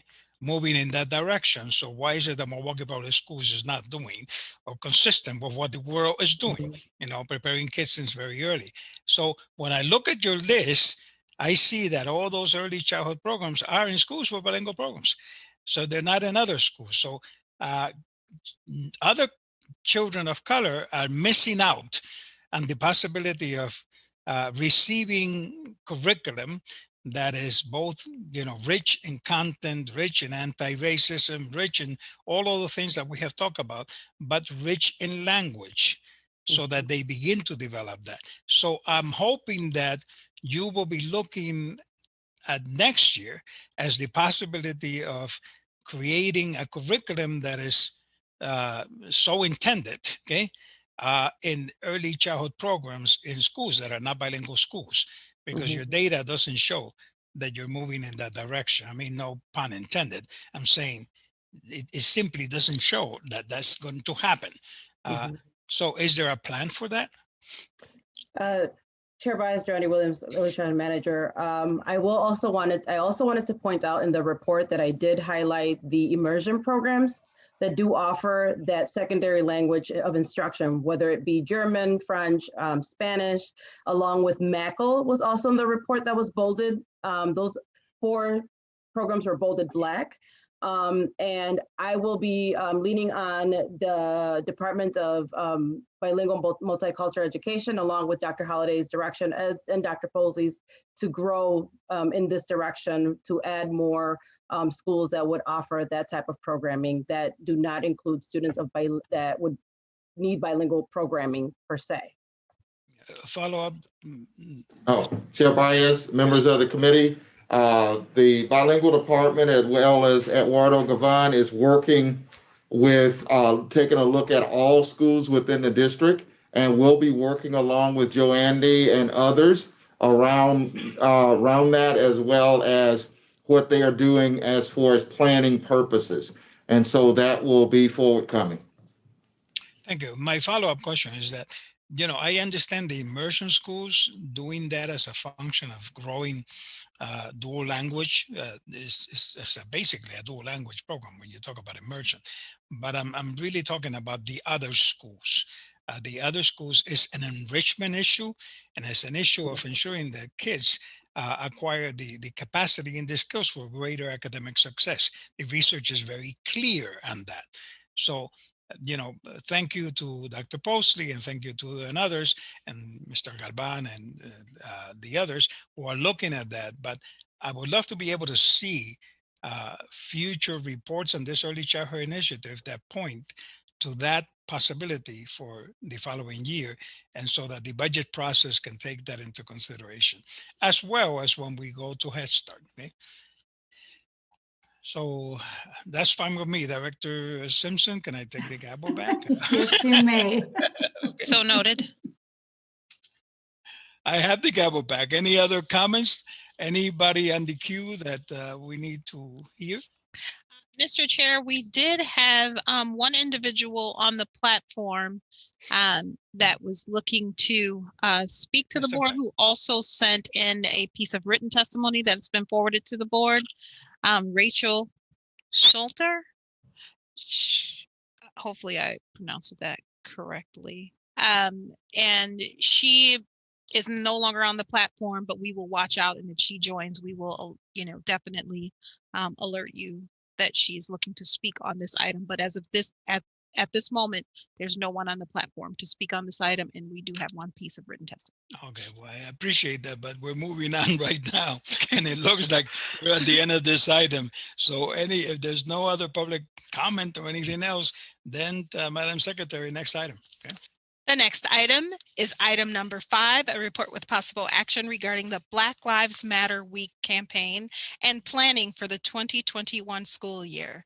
This is an informational item, and although it has been noticed for possible action, no action is required. Administration?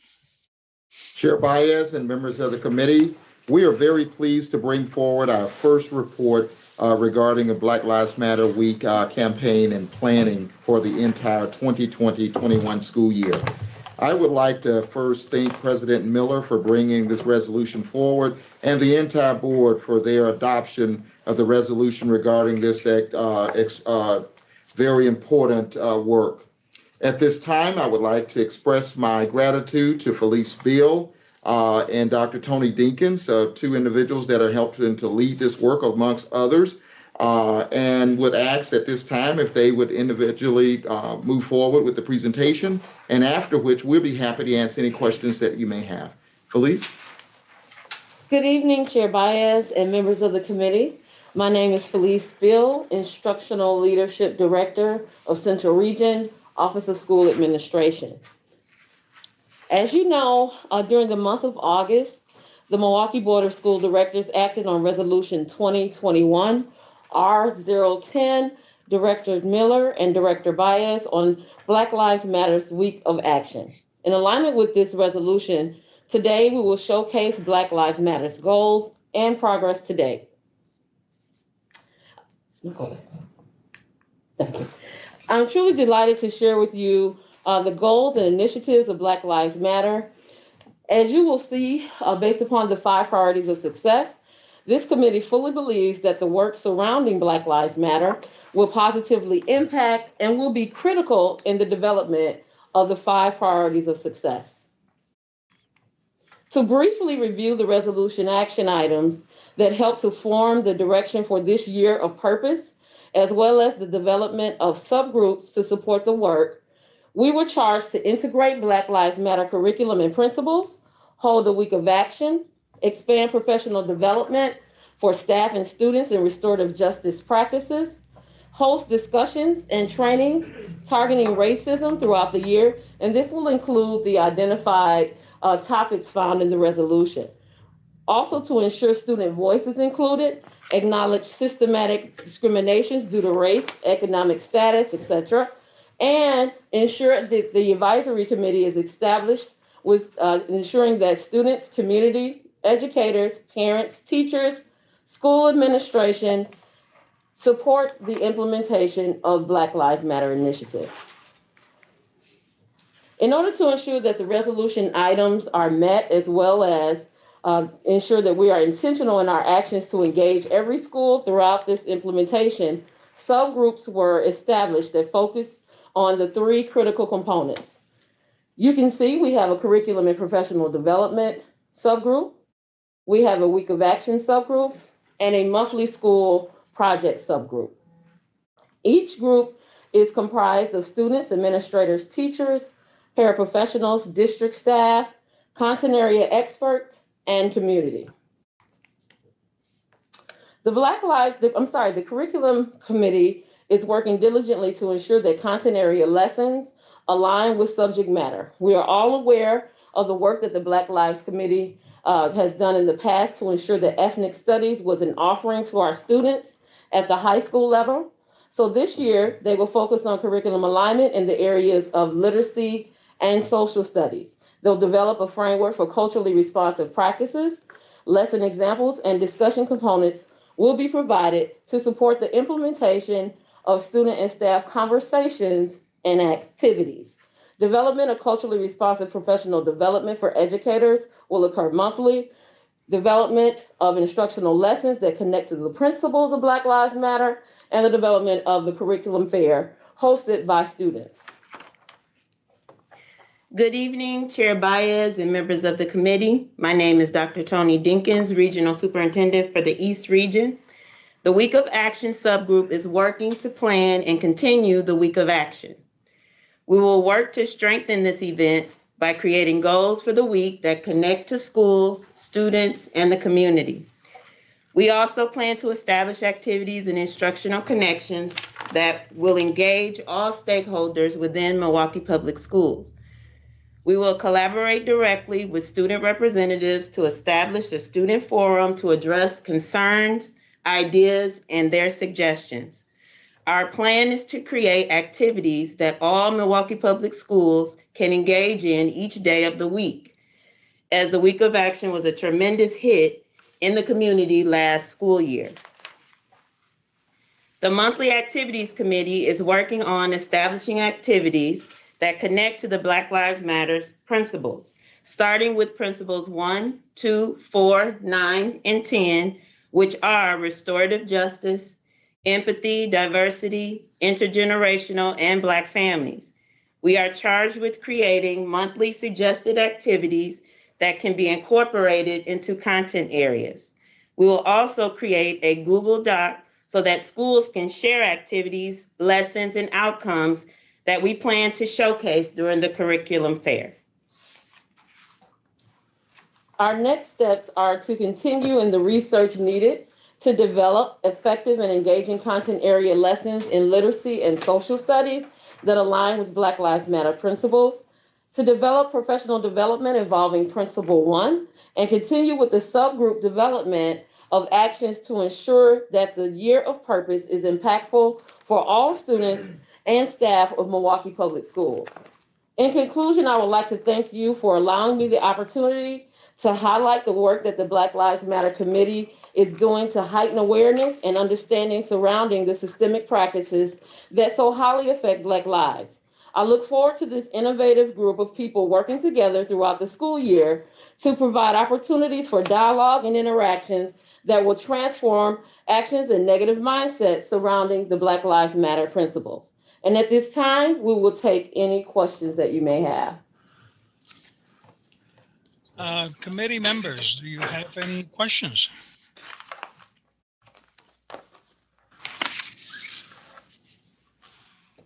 Yes, Director Simpson. Well, thanks for the presentation and updates. And I'd like to just publicly thank everyone who's on all of those committees for their time and expertise, especially during this difficult time that we're in. So I know that you talked about training for restorative practices.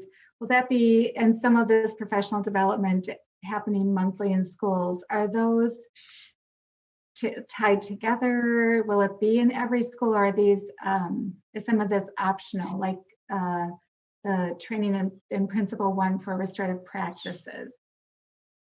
We're currently, I'm sorry, Chair Baez and members of the board, we are currently in that development phase. So we have talked about what that will look and how we can streamline that to some of the professional development that's already taking place.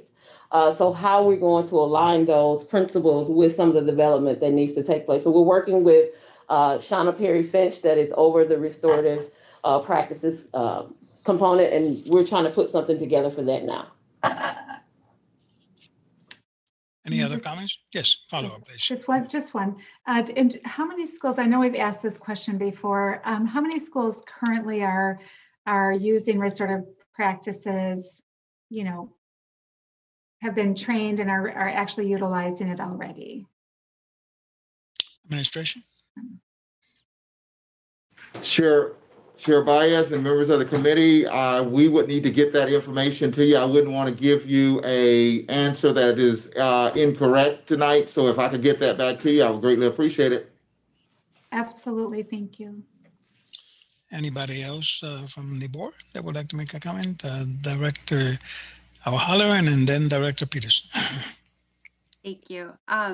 So On the monthly activity slide, it says establish suggested list of activities connected with the principles. So then are those principles the ones that are going to be highlighted by month, or because like my understanding of the year of purpose was that every month had a certain theme, like October, given that October 14th was George Floyd's birthday, that October was meant to be justice for George Floyd. So I was wondering if the year of purpose, if we're kind of doing our own take on it, or if we're going off the national standards. Administration. Chair Baez, members of the committee, Dr. Dinkins, Regional Superintendent for the East Region. At this time, we are following the national, but we are being flexible to include and put our own Milwaukee Public Schools stamp on it. I do know that the monthly committee did meet and we planned some activities around George Floyd's Day, but because we got the information at a later date, we're opening that up to start in the next few weeks and go up into the first week in November for our schools. Any follow-up, Director Mahalo? No, thank you. I appreciate all this work. Okay, Director Peterson? Yes, thank you for this work as well. It's very important, and I'm impressed how well organized it is. One suggestion I have for November, regardless of what the national, not to be contradictory to whatever the national plan is, but for us as a district to promote the Dr. Martin Luther King Writing Contest. I know we have in the past, but I think this year it's especially useful given the conversation about race in this nation the last year. The theme for this year is keep moving forward. It's from King's speech in Keep Moving Mountains at Spelman College on April 10th, 1960. And it's such a broad topic, keep moving forward. I think we could apply it to probably all the goals of the Black Lives Matter movement. And I know in previous years, there's been fluctuations as terms of participation by staff. This year, I think it'd be great if the administration put extra effort in publicizing it. I know the MTA has publicized it at this point. And I also understand that it's going to be completely done digitally. That is to say, people will send in their essays digitally. And so it's tailored to a remote situation. So just my suggestion, and please keep up the good work. Any other comment by board members? Oh, Director Simpson, may I pass the gavel a second? Mr. Chair? Yes. You do have one individual on the platform looking to speak on this item. Well, then let me wait, if you don't mind, Director Simpson. Let's hear the person on the queue, please. And the person that we have on the platform ready to speak is Samantha Williams. Okay. I'm getting a notice from technology that Samantha has dropped off of the platform, but okay. So we do not have anyone who's looking to speak on this item on the platform. I'm sorry, Chair Baez. Please continue. Okay, Director Simpson, may I have the gavel? May I pass the gavel? Yes, ma'am. Go ahead, Chair Baez. So noted. Yes, I just wanted to commend the administration for their presentation. I think that this is the presentation on this subject is very substantial. You hit on a number of very important aspects of the intent of the resolution that Director Miller and I co-sponsor. It's very important work, and what you're doing is good. I appreciate that, and I think other members of the committee have said that.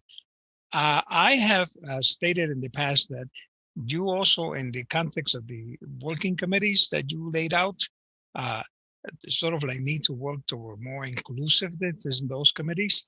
And I indicated in the past to you that it will be great to see particularly more Hispanic folks involved in those committees, because the issue of how we deal with the violence and the horrible things that have been done to people of color in this country pertain to everybody who has been a subject of racism. So we push Black Lives Matters, but we should always be conscious of the fact that racism is bad for everybody, and that we need to include activities in that context that are inviting to those populations. They participate, they develop a consciousness to ensure that this is about everybody that has been affected by this issue of racism, and we need to deal with that. I think that it so happens that indigenous communities and Latino communities in this country continue to suffer the disproportionality of violence that kills people of color in general.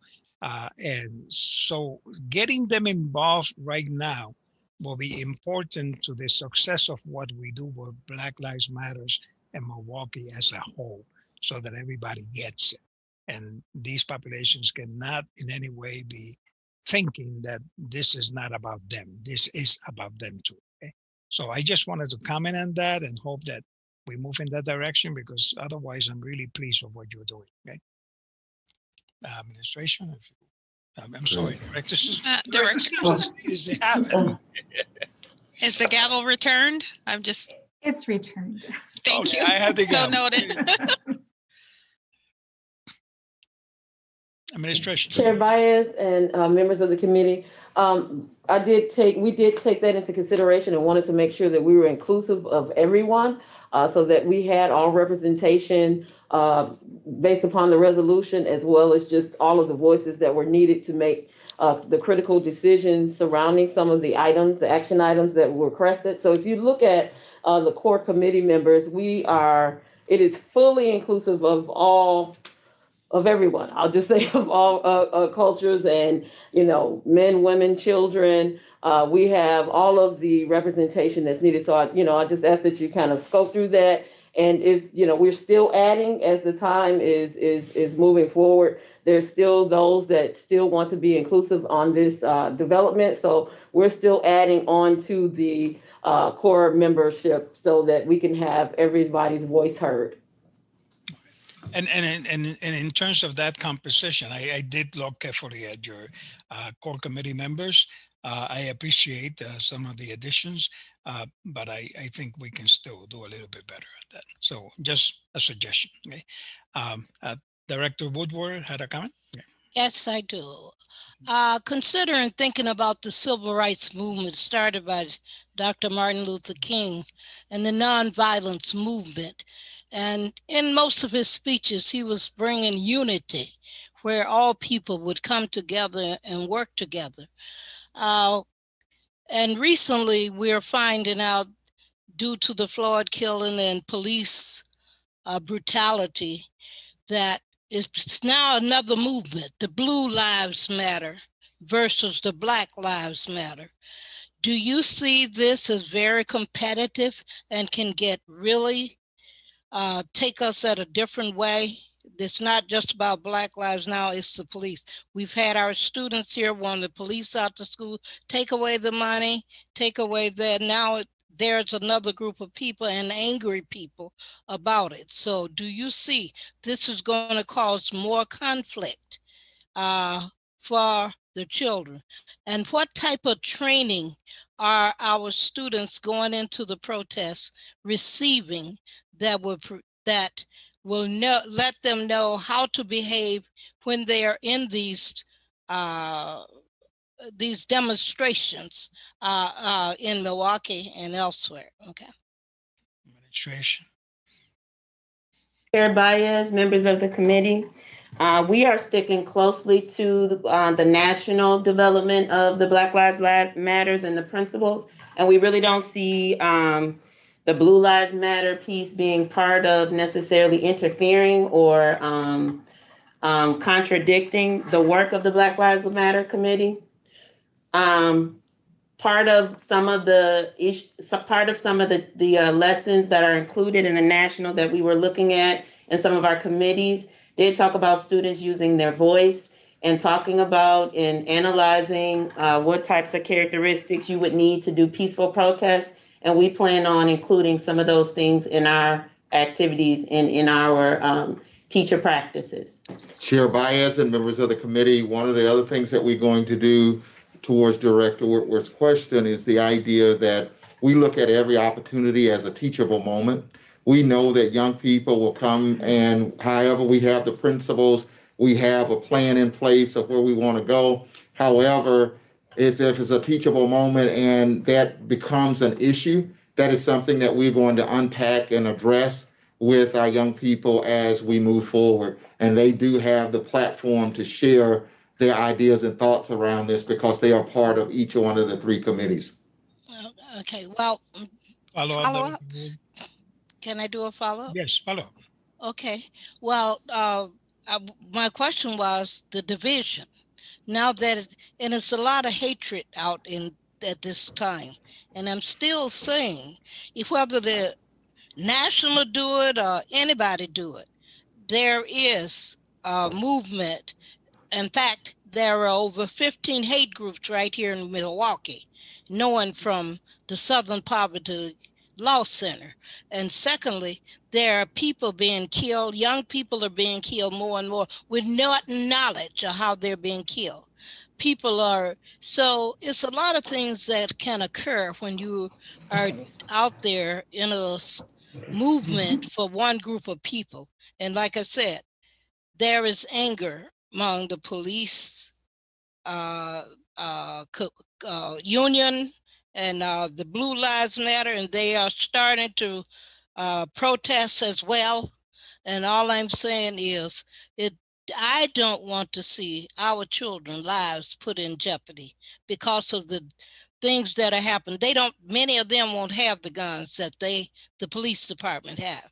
And these killings are not just started. They've been occurring for many, many years. And there are many people that you'll never know that were killed. Only Floyd brought it to light, but it always been. It never ended. So I just say, I think we need to think in terms of the division that is causing with the policemen against the group of people versus the blue people. And I think it's something you need to look at. Administration. Thank you. Chair Baez and members of the committee, thank you, Dr. Woodward, Director Woodward. But I do believe that you will see as we develop lessons and offer those opportunities for dialogue. One of the components is restorative justice and speaking about defunding the police and all of the various topics that are right in our forefront. And they are going to make sure that, we explain what's going on, give students a chance to express themselves. We have students that are on the committee that are offering their advice and suggestions, and they believe that it will be definitely impactful for them to really be able to dialogue with one another and talk about what is happening from a real stance. So we are looking at putting that in the forefront, having those discussions and lessons so that they can express themselves and talk about what's happening today. Thank you, administration. Well, this was an information item. If there's no other comments, can we move on, Madam Secretary, to the next item, please? You're muted. You do have Dr. Posley in the queue to speak. Thank you. Dr. Posley. Chair Baez and members of the committee, Director Simpson asked a question earlier and we told her we would get back with her, but I just want to give that answer now since we're still on this. We have 4 school-wide schools, 7 schools in the Readiness cohort, and 99 principals trained. And also there are opportunities on the learning LMS system for learning management. Thank you. Director Simpson, anything? No, thank you very much for that information. No, thank you. Then we can proceed with the next item, Madam Secretary.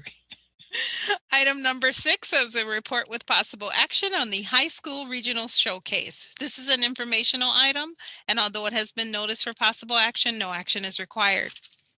Okay. Administration comments. Before we go into the comments, I want to acknowledge that Bradley is one of the schools in District 6, and I'm very happy and proud that it has been selected to present in its progress here today, because there has been significant progress in that school and people are very happy about that. So, Mr. Shapiro, thank you. So, administration. Mr. Baez and members of the committee, we end this evening's agenda with our high school regional showcase, which Dr. Jennifer Smith will begin at this time. Dr. Smith. Good evening, Chair Baez, members of the committee. My name is Jennifer Smith, Regional Superintendent for the High School Region. I am pleased to present to you tonight the High School Region Showcase. The High School Region is comprised of 25 schools, including Montessori, Immersion, International Baccalaureate, Bilingual, Career and Technical Education, Community Schools, Multi-Level Schools, and Alternative Schools. The High School Region serves over 20,000 students in diverse settings to meet the varied needs of our students. To do this, we offer a variety of programs and services to support all students towards their graduation goals. The work of the High School Region is supported by two instructional leadership directors, Mr. Greg Ogumbawali and Mr. Maurice Turner.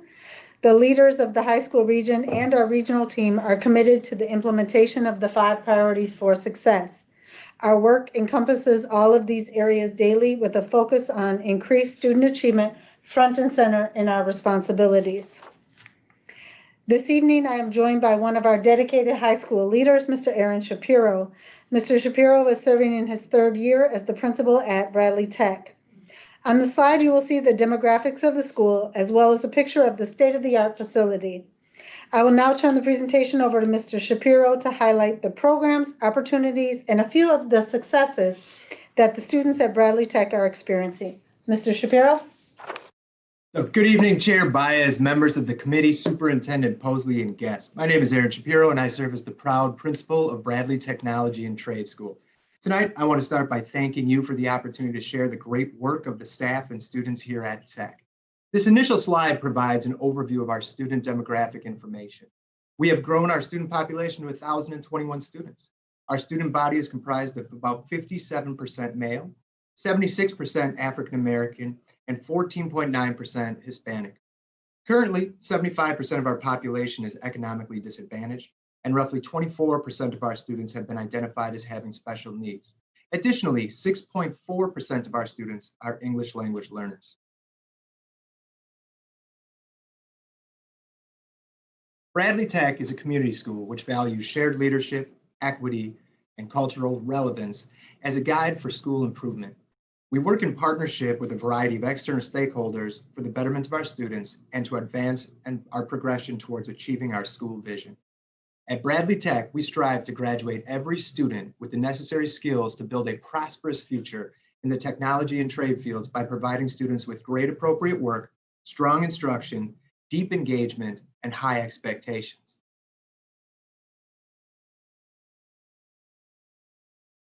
Our school program focuses on developing students in the areas of the skilled trades. We offer 4 unique pathways of study, including construction, design, manufacturing, and pre-engineering. Each of these pathways are aligned to high demand employment fields and offer a 4-year course of study with the opportunity to earn dual enrollment credit through our partnership with MATC. We believe in hands-on work-based learning and coordinate internship and apprenticeship opportunities through each one of these pathways. Each pathway also includes an opportunity for students to earn industry credentials or certification.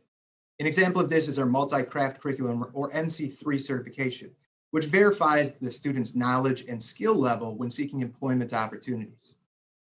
Although our primary role in the educational landscape is trade and technical education, we offer a rigorous core academic program, which includes advanced placement courses and M-cubed options.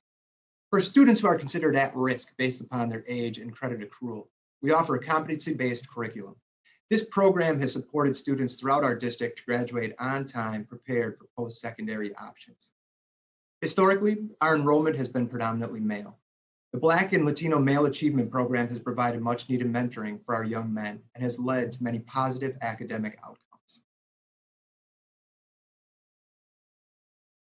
Our staff of Bradley Tech deserves great praise. For over the past 3 years, we have seen improvements in both our climate and academic performance. The staff has focused on delivering consistent instruction based upon best practices while differentiating to meet the needs of the students. This has led to an increase in our 4-year graduation rate and promotion rates of our first-time 9th grade students.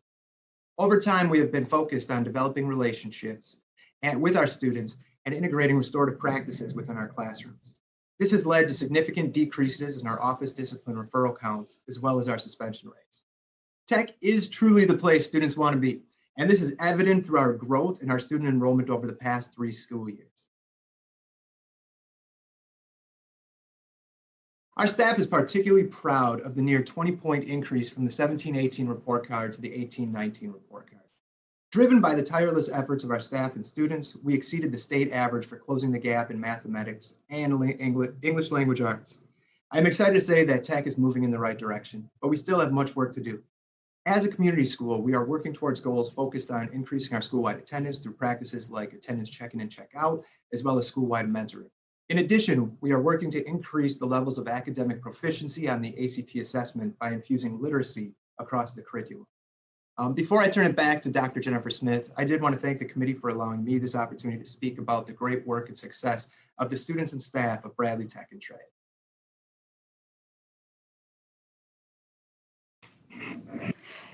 As Mr. Shapiro mentioned in the state report card area, the concern around attendance is shared at many of our high schools.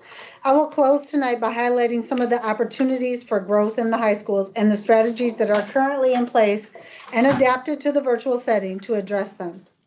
Attendance for the high school region is 82% year to date.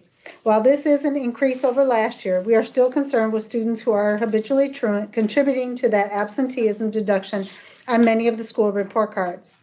In the virtual setting, we have engaged many different job groups to assist with calling absent students and documenting the efforts to get high school students logging into their classes daily. This has been effective since it's a personal call in addition to the auto dialer, and many of the staff members identified to make those calls are those that have the positive relationships with our students. Graduation rates is another data point that our region is focused on. While we have seen an increase over the last several years on graduation, we do not want to become complacent in this work. We continue to push service learning opportunities in the virtual setting and are also encouraging students to take advantage of our Edgenuity course offerings for credit recovery. I am pleased to say that this year we have seen a tremendous response to the online credit recovery offerings and have 133 courses complete in just the first 2 months of school. This compares to just 70 courses completed in the same time last year. We also have over 200 students right now with a 60% completion rate. If those students finish in October, we will again double the completion rate of last year's October Edgenuity courses. ACT is one of those critical data points measuring the success of our high schools on the state report card. In our virtual schedules, high schools are using the Wednesday small group time scheduled to work with students in a more intimate setting on ACT skill building and practice test opportunities. You heard tonight about the career programming at Bradley Tech. All of our high schools with the career and technical education programs are continuing this work and continuing their collaborations with Skills USA, UWM, MATC, and the NAF organization, just to name a few of our key partners. Students are also continuing their work in the early college programs through M3, and internships are being offered with the related coursework. Finally, our schools continue to have a focus on building positive school climate. This includes establishing relationships with students through Freshman Bridge, PBIS recognitions, and one-on-one meetings with school counselors and support staff. But it also includes building a strong school spirit. This month, all of our high schools have planned and some have already completed their homecoming weeks. Homecoming has obviously looked very different this year, but I am pleased to report that each school has set up a homecoming week with input from their students to celebrate their school identity. These activities have included spirit weeks, class competitions, virtual pep rallies, and dance-offs. On behalf of Mr. Ogumbawale and Mr. Turner, I thank you for the opportunity to present to you tonight on the work of Bradley Tech, as well as our high school programs. We are very proud of the work they do each and every day.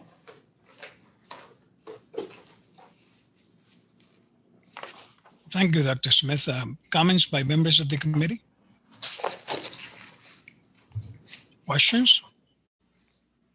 No, I think you want to go home. Director Simpson. Since no one else was going to speak, I just want to say thank you for the presentation. And just like our students are more than a report card, our schools are more than a report card. And I appreciate the narrative behind the work that's going on and the work that's just being done across the district at our high school level. So just thank you to everybody for that hard work and the report. Thank you. Director O'Halloran, I think, and then Director Woodward. Thank you, Chair Baez. And thank you for this great work that's happening at Bradley Tech. I believe we have an alum participating tonight. You know, Dr. Mann always represents Tech so well. She's always got her purple on. So I did want to ask, I know that Tech is a community school, and I have previous experience working with United Way of Greater Milwaukee and Waukesha County, and I actually literally talked about this growth in graduation rate that happened at Tech when I was speaking at fundraising events, because it is such a testament. So I would just like to ask, during the remote learning, how have we engaged the community school partners? Have you been able to use the mentors or any sort of that relationship in the virtual environment? Yeah, Chair Baez, Director Halloran, members of the committee, the short answer would be yes. We have done quite a bit of outreach, and just like how we're meeting tonight in a virtual setting, we've been working with our partners in a virtual setting, and we do have a strong variety of partners. We have partners from, you know, secondary education in the form of UWM, MATC. We've also been working with some of our industry partners, and even though it's a little bit tougher while we are in a virtual setting, we still have students who are participating in full-time internship, full-time apprenticeship. Some of the relationships right now that are most meaningful is with some of our faith-based groups and some of the community organizations who are here specifically to support family needs. Throughout this time, our social work team and really our educational staff in a whole have really been great in identifying what particular families might need. And then some of our stakeholders have really come up and provided what those needs are to specific families. And so, yes, like the work still continues. And we have some meetings that are very much regularly scheduled, that, like in the form of the commission, it is a monthly meeting that we partake in, where some of the meetings with our partners have been a little less formal. The mentoring has really taken on a new role. We've turned quite a bit to internal staff. Things like our school safety assistants, some of our paraprofessionals have turned into mentors, and really looking out for students who we might have noticed were struggling in the full virtual environment for the first few weeks of the school year. So providing those regular check-ins, regular supports, and really being an advocate for students between the home and the school. Director Halloran, any follow-up? Okay. No. Director Woodward? Yes. I like Dr. Mans. I'm not an alumni, but I had one niece and 3 nephews graduated when it was Milwaukee Tech.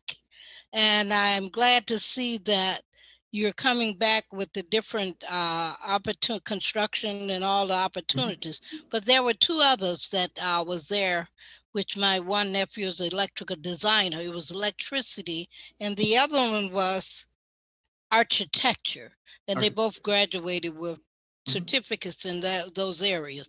And I just wanted to see if you're going to be coming back with all those programs that they had when they were prior, because there were many courses that people led and was able to go right from high school into jobs. And are they doing apprenticeship work now as they did before with the training they're getting in construction and other fields? Director Baez, Director Woodward, members of the committee. Yeah, I mean, you mentioned 4 of our pathways that we do offer in the form of construction, manufacturing, welding, and pre-engineering.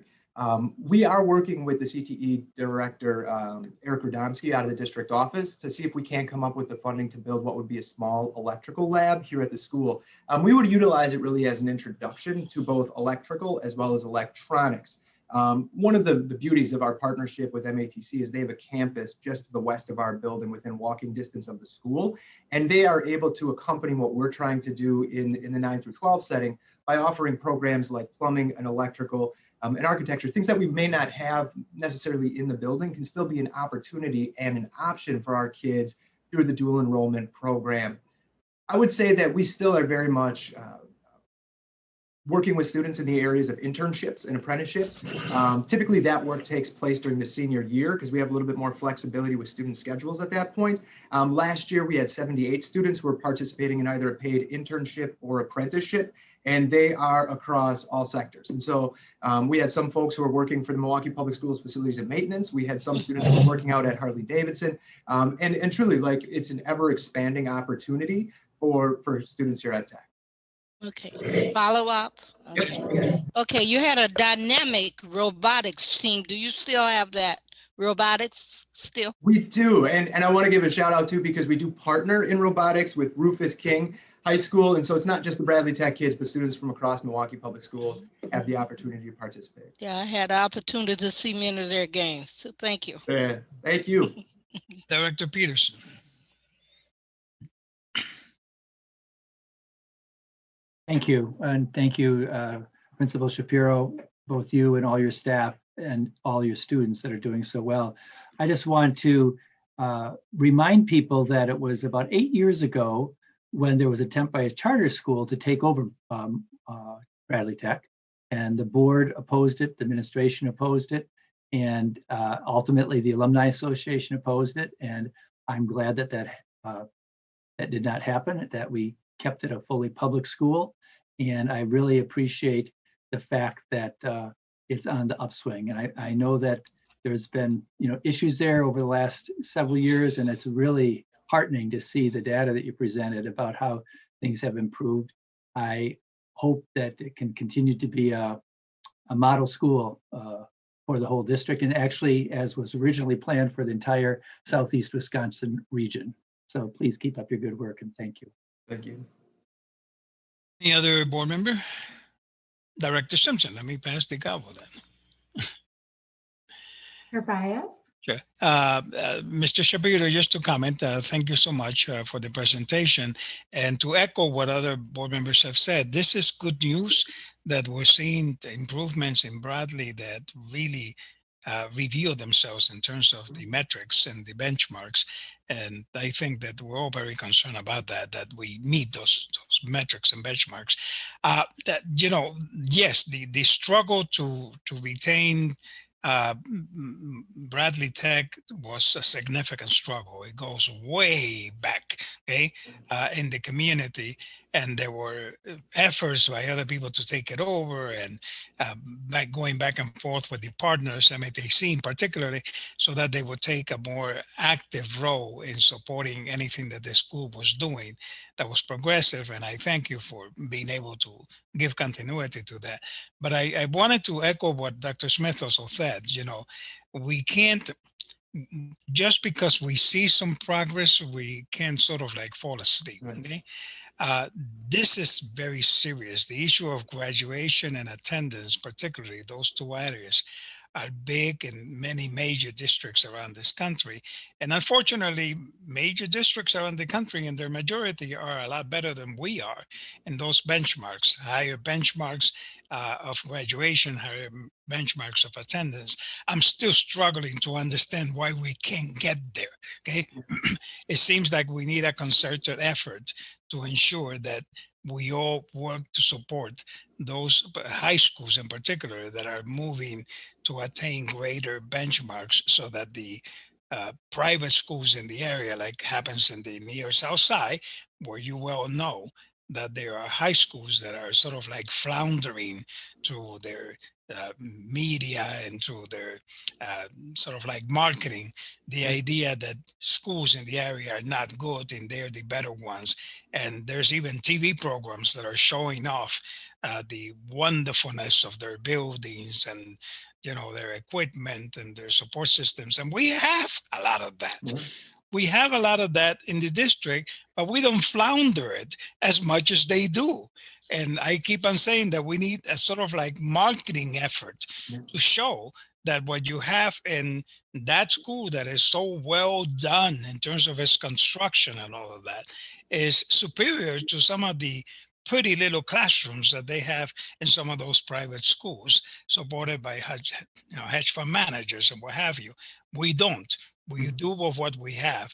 I'm just hoping that we push the needle in terms of the marketing efforts of your school and other schools that are progressing. I know that South Division, for example, in that near community is also progressing. It's also doing very good.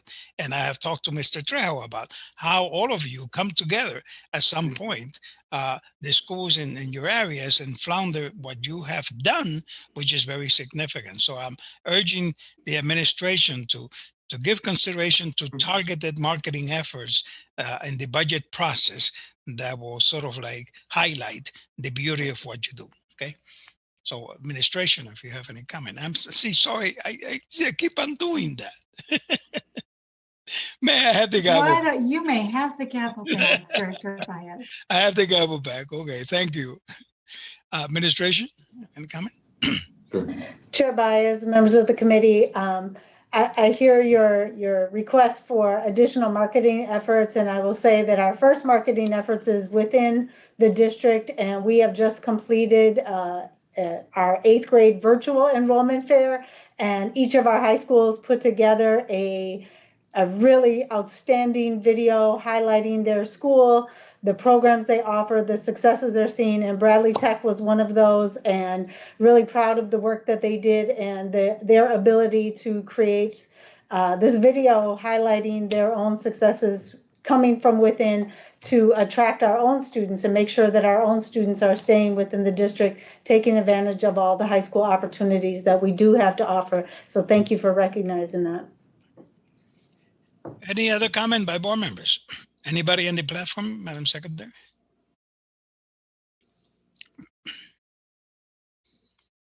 Madam Secretary is muted.